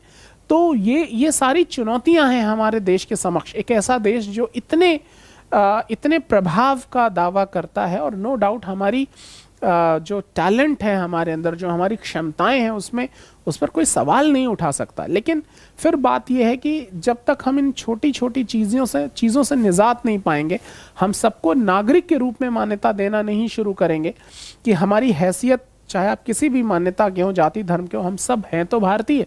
ये भारतीय होने का एहसास को प्रबल करना बहुत ज़रूरी है, नहीं तो ये सारे चैलेंजेस बने रहेंगे। ठीक है, ये सर कुछ कार्टून है, बड़े अच्छे मैसेजेस ये देते हैं, ज़रूर आप इस पे बात कीजिएगा। अब आ जाइए, राजनीति में जाति की क्या पोजीशन है। तो सांप्रदायिकता की तरह जातिवाद भी इस मान्यता पर आधारित है कि जाति ही सामाजिक समुदाय के गठन का एकमात्र आधार है। जाहिर है यहाँ भी डोमिनेंट करने वाली पोजीशन, हम कहते हैं समाज जाति से ही बनता है। कई सारे लोग वर्ण व्यवस्था जो थी, जो उसकी जो कुरीतियाँ हैं, उसके साथ स्वीकार करते हैं, उन्हीं चीज़ों को वैल्यू देते हैं। तो बिल्कुल जैसे कम्युनलिज्म था, वैसे ही ये जो कास्ट सिस्टम है, ये भी प्रभाव डालता है। हम उसको कम्युनिटीज़ को स्ट्रॉन्ग करने का, कम्युनिटीज़ में डोमिनेंट नेचर ले आने के लिए ये सारी चीज़ें जिम्मेदार हैं। दूसरी जाति के लोगों से उनके हितों का कोई मेल नहीं होता, जैसा कि हमने सांप्रदायिकता के मामले में कहा। मतलब जाहिर है, जो ब्राह्मण है, जो अपर कास्ट है, ब्राह्मण तो क्या कहें, जो भी अपर कास्ट है, उसको लोअर कास्ट के अलग अलग इंटरेस्ट है, इनकी अलग डिमांड है, इनकी अलग डिमांड है। तो ये जो डिमांड है, ये फिर वही सारी चीज़ें संघर्ष पैदा करती हैं। ठीक है, ये मान्यता हमारे अनुभव बताते हैं कि जाति हमारे जीवन का एक पहलू जरूर है, लेकिन यही एकमात्र या सबसे ज्यादा महत्वपूर्ण पहलू नहीं है। राजनीति में जाति अनेक रूप ले सकती। अब जाहिर सी बात है कि मैं आपको पढ़ा रहा हूं, तो मेरे पढ़ाने में मेरी विषय का ज्ञान, मेरा अभिव्यक्ति की क्षमता, मेरी एक्सप्लेनेशन के पॉइंट्स, ये सारी चीज़ों का महत्व है। इसमें मेरी जाति का क्या रोल आता है, ये थोड़ा सा सोचने वाली बात है। आप इसको अलग अलग तरीक़ों से आप व्याख्या इसकी ज़रूर कर सकते हैं, आप स्वतंत्र हैं। लेकिन इसी तरीके से कोई डॉक्टर है, वो कितना बेहतर डॉक्टर है, ये डिपेंड करता है कि उसकी अपनी पढ़ाई लिखाई डॉक्टरी में कैसी है, उसकी प्रैक्टिसेस कैसी है, उसकी अपनी काबिलियत कितनी है। कोई इंजीनियर है, वो कितना काबिल इंजीनियर है, वैज्ञानिक है। तो इन कामों के लिए जो अलग अलग प्रोफेशन में लोग जुड़े हुए लोग हैं, उनमें दक्षता हासिल करने में उनकी जाति कहाँ रुकावट पैदा कर रही है या कहाँ सहयोगी है, ये ज़रूर विचार का प्रश्न है। और हर जाति के लोग सभी प्रोफेशन में लगभग हैं। तो ऐसे में आप देखेंगे कि जब सभी जातियों के लोग लगभग सभी प्रोफेशन में और बेहतर काम कर रहे हैं, तो इसका वो भावनाएं डाइल्यूट होनी चाहिए कि नहीं साहब, ये काम यही जाति के लोग करेंगे। तो इसके तमाम सारे एग्जाम्पल हमारे देश में मिलते हैं। हमारे देश में ये एक इम्पॉर्टेंट पहलू, हमारे संविधान इन सारी चीज़ों को डाइल्यूट करने का कोशिश करता है और इस बात को कोशिश करता है कि हमारे अंदर नागरिक होने का भाव, भारतीय होने का भाव प्रबल हो। इस बात को आपको एकदम जहन में बिठा लेना पड़ेगा। जब पार्टियां चुनाव के लिए उम्मीदवारों के नाम तय करती हैं तो चुनाव क्षेत्र के मतदाताओं की जातियों के हिसाब से ध्यान में रखते हैं। आप देखिए उत्तर प्रदेश चुनाव है, ठीक है, अब जहां लगेगा कि नहीं साहब ये वाला जिला, ये वाली कॉन्स्टिट्यूएंसी ऐसी है जहां यादव लोग बहुत हैं या मुस्लिम्स बाहुल्य इलाका है या क्षत्रिय हैं तो ब्राह्मण हैं, तो पता चलेगा उन्हीं की जाति का उम्मीदवार खड़ा करेंगे ताकि वोट लिया जा सके। अब सोचिए फिर वही चीज, जब चुनाव आप इस आधार पर कर रहे हैं तो आप बाकी चीजों की डिमांड कैसे करेंगे? फिर जब सरकार का गठन किया जाता है तो राजनीतिक दल इस बात का ध्यान रखते हैं कि उनमें से विभिन्न जातियों और कबीलों के लोगों का उचित जगह दी जाए, ठीक है, ताकि उनकी अपनी जो प्रभाव है वो उस इलाके में बनी रहे। शहरीकरण, अर्बनाइजेशन, इसका मतलब क्या है? ग्रामीण इलाकों से निकलकर लोगों का शहरों में बसना, यही शहरीकरण कहते हैं। मतलब शहरों का क्षेत्र बढ़ रहा है, लोग गांव छोड़ छोड़ के जाके शहरों में सुविधाओं की तलाश में सेटल हो रहे हैं, इसी को अर्बनाइजेशन कहते हैं, शहरीकरण कहते हैं। अब आइए जातिगत असमानता। आर्थिक असमानता का एक महत्वपूर्ण आधार जाति भी है, क्योंकि इससे विभिन्न, आप जब पॉवर्टी पढ़ेंगे इकोनॉमिक्स में तो ये सारी चीज़ें, ये जानकारियां बड़ी महत्वपूर्ण होती। तो जनरली हम इकोनॉमिक्स में इन सारे संदर्भों को नहीं जोड़ते, लेकिन अगर आप इन चीज़ों को जोड़ेंगे ना बड़े अच्छे मार्क्स मिलते हैं। तो उसमें जब पॉवर्टी के बारे में बात करेंगे तो ये भी बताएंगे साहब जो आर्थिक असमानता है, कोई अमीर कोई गरीब, तो एक जाति भी एक बड़ा कारण है जो इस गैप को मेंटेन करती है, क्योंकि इससे विभिन्न संसाधनों तक लोगों की पहुंच निर्धारित हो। उदाहरण के लिए पहले अछूत कही जाने वाली जातियों के लोगों को जमीन रखने का अधिकार नहीं था, जबकि कथित द्विज जातियों को, जो ब्राह्मण थे, द्विज मतलब ब्राह्मण जातियों को ही शिक्षा पाने का अधिकार हुआ करता था। मतलब कोई जाति से अगर दलित है, अछूत है, तो अब वो जमीन ही नहीं रख सकता, जमीन ही नहीं रख सकता तो समाज में हैसियत ही खत्म। तो आर्थिक रूप से तो वो कमजोर होंगे ही होंगे और फिर वो तमाम सारी चीजों पर प्रभाव डालेगा। आज जाति पर आधारित इस किस्म की औपचारिक और प्रकट असमानताएं तो गैर कानूनी हो गई हैं, पर सदियों से जिस व्यवस्था ने कुछ समूहों को लाभ या घाटे की स्थिति में बनाए रखा है उसका संचित असर भी तो महसूस किया जा सकता है। जाहिर है कि ठीक है आज आपने खत्म कर दिया, लेकिन ये जो प्रैक्टिसेस सदियों से चली आ रही हैं तो उसका प्रभाव तो पड़ेगा ना। जो सदियों से किसी के पास जमीन नहीं है वो गरीब ही रहा है, तो ऐसा थोड़ी कि आपने कानून बना दिया तो वो गरीब से अमीर हो गया, या जिनके पास बहुत संपदा रही है तो वो आज भी अमीर अच्छी स्थिति में है। तो अब ये जो राजे रजवाड़े थे ऐसा थोड़ी वो भीख मांग रहे, वो भी अभी भी अच्छी पोजीशन में है। कुछ एक आध एग्जाम्पल आते हैं अलग बात है, लेकिन ज्यादातर की स्थिति अच्छी है। तो ये गैप तो अभी भी है, भले ही कानून बना दिए गए समानता के, लेकिन ये गैप तो ऑलरेडी इज देयर, ठीक है, ये तो है ही है और ये फिर दिक्कत पैदा करता है।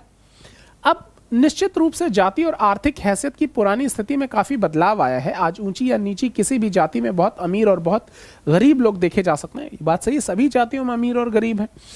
20 या 30 वर्ष पहले तक ऐसा नहीं था, ठीक है, तब गरीबी ज्यादातर निचली जातियों में ही हुआ करती थी। पर जैसा कि राष्ट्रीय नमूना सर्वेक्षण से स्पष्ट है, आज भी जाति आर्थिक हैसियत के आधार पर बहुत महत्वपूर्ण भूमिका निभाती है। यहाँ कुछ डाटा है, जरूर आप इस पे विचार कीजिएगा। ये कुछ डाटाज हैं, इसको पढ़िएगा तो आपको आइडिया मिलता है और इसको मैं आपको सजेस्ट करूंगा कि इन डाटाज को रिन्यू जरूर करके एक बार देखा कीजिए। अब यहाँ कुछ है कि यहाँ मतलब उसी डाटा से रिलेटेड कुछ सारी चीजें हैं। अब देश के किसी भी संसदीय चुनाव क्षेत्र में किसी एक जाति के लोगों का बहुमत नहीं है।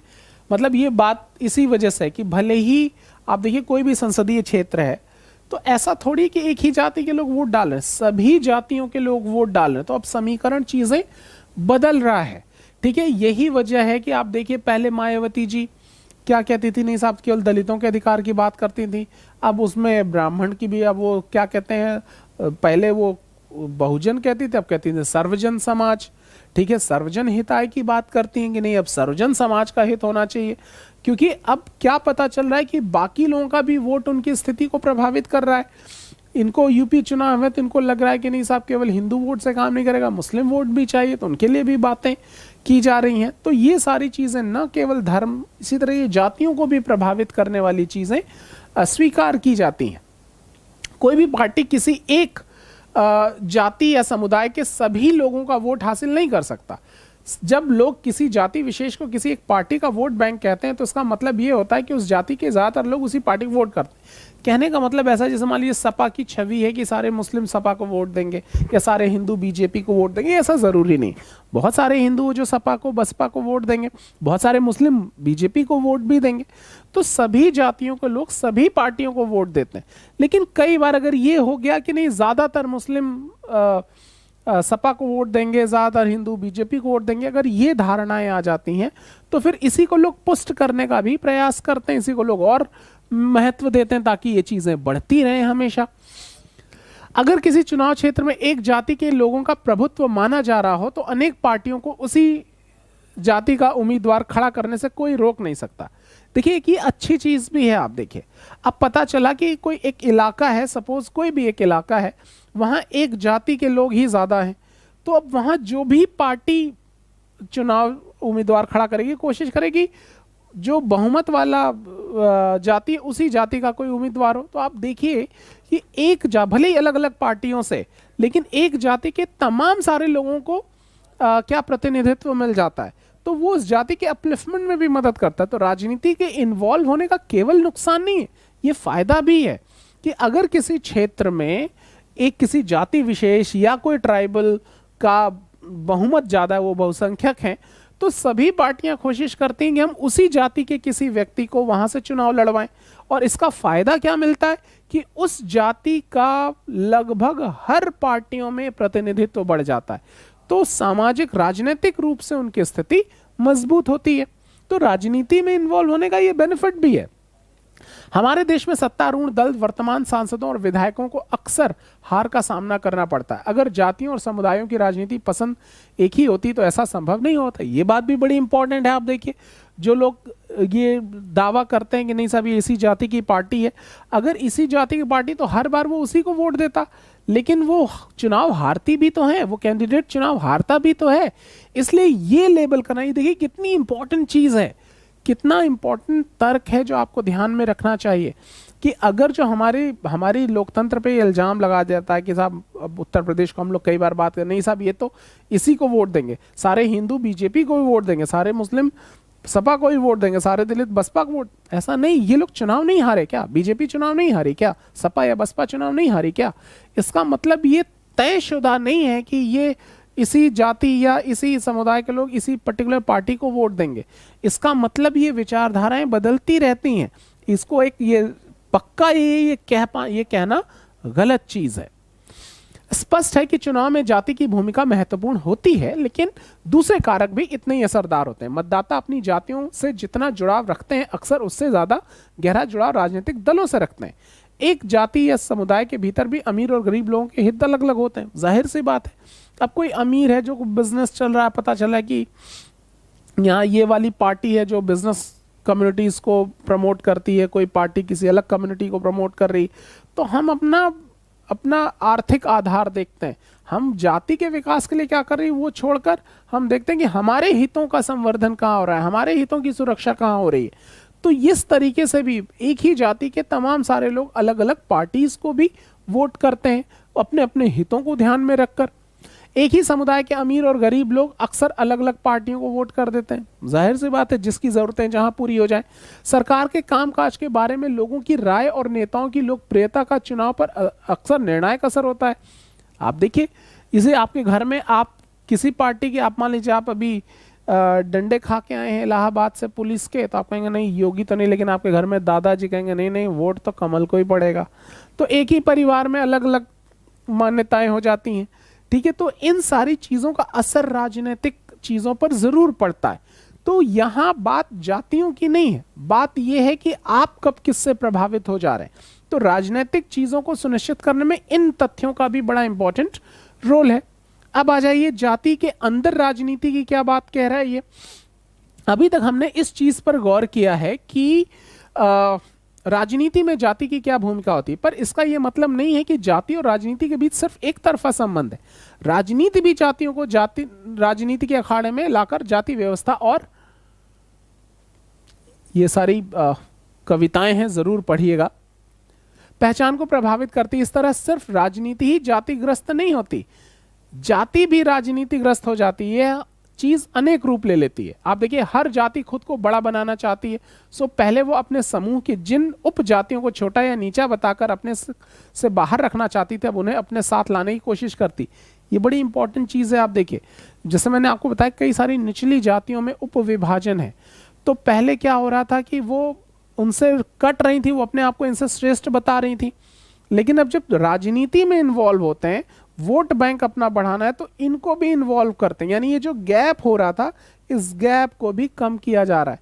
यानी मंदिर बनाने की बात होगी तो फिर सारे हिंदू चाहे वो किसी जाति, फिर वो धर्म के आधार पर बात करने लगते हैं। फिर जब क्षेत्रीय उपविभाजन की बात होती है तो जातियों पे बात करने लगते हैं। तो कहने का मतलब ये है कि संख्या बढ़नी आवश्यक है, कि संख्या बढ़ेगी। लोकतंत्र में संख्या का बहुत महत्व होता है।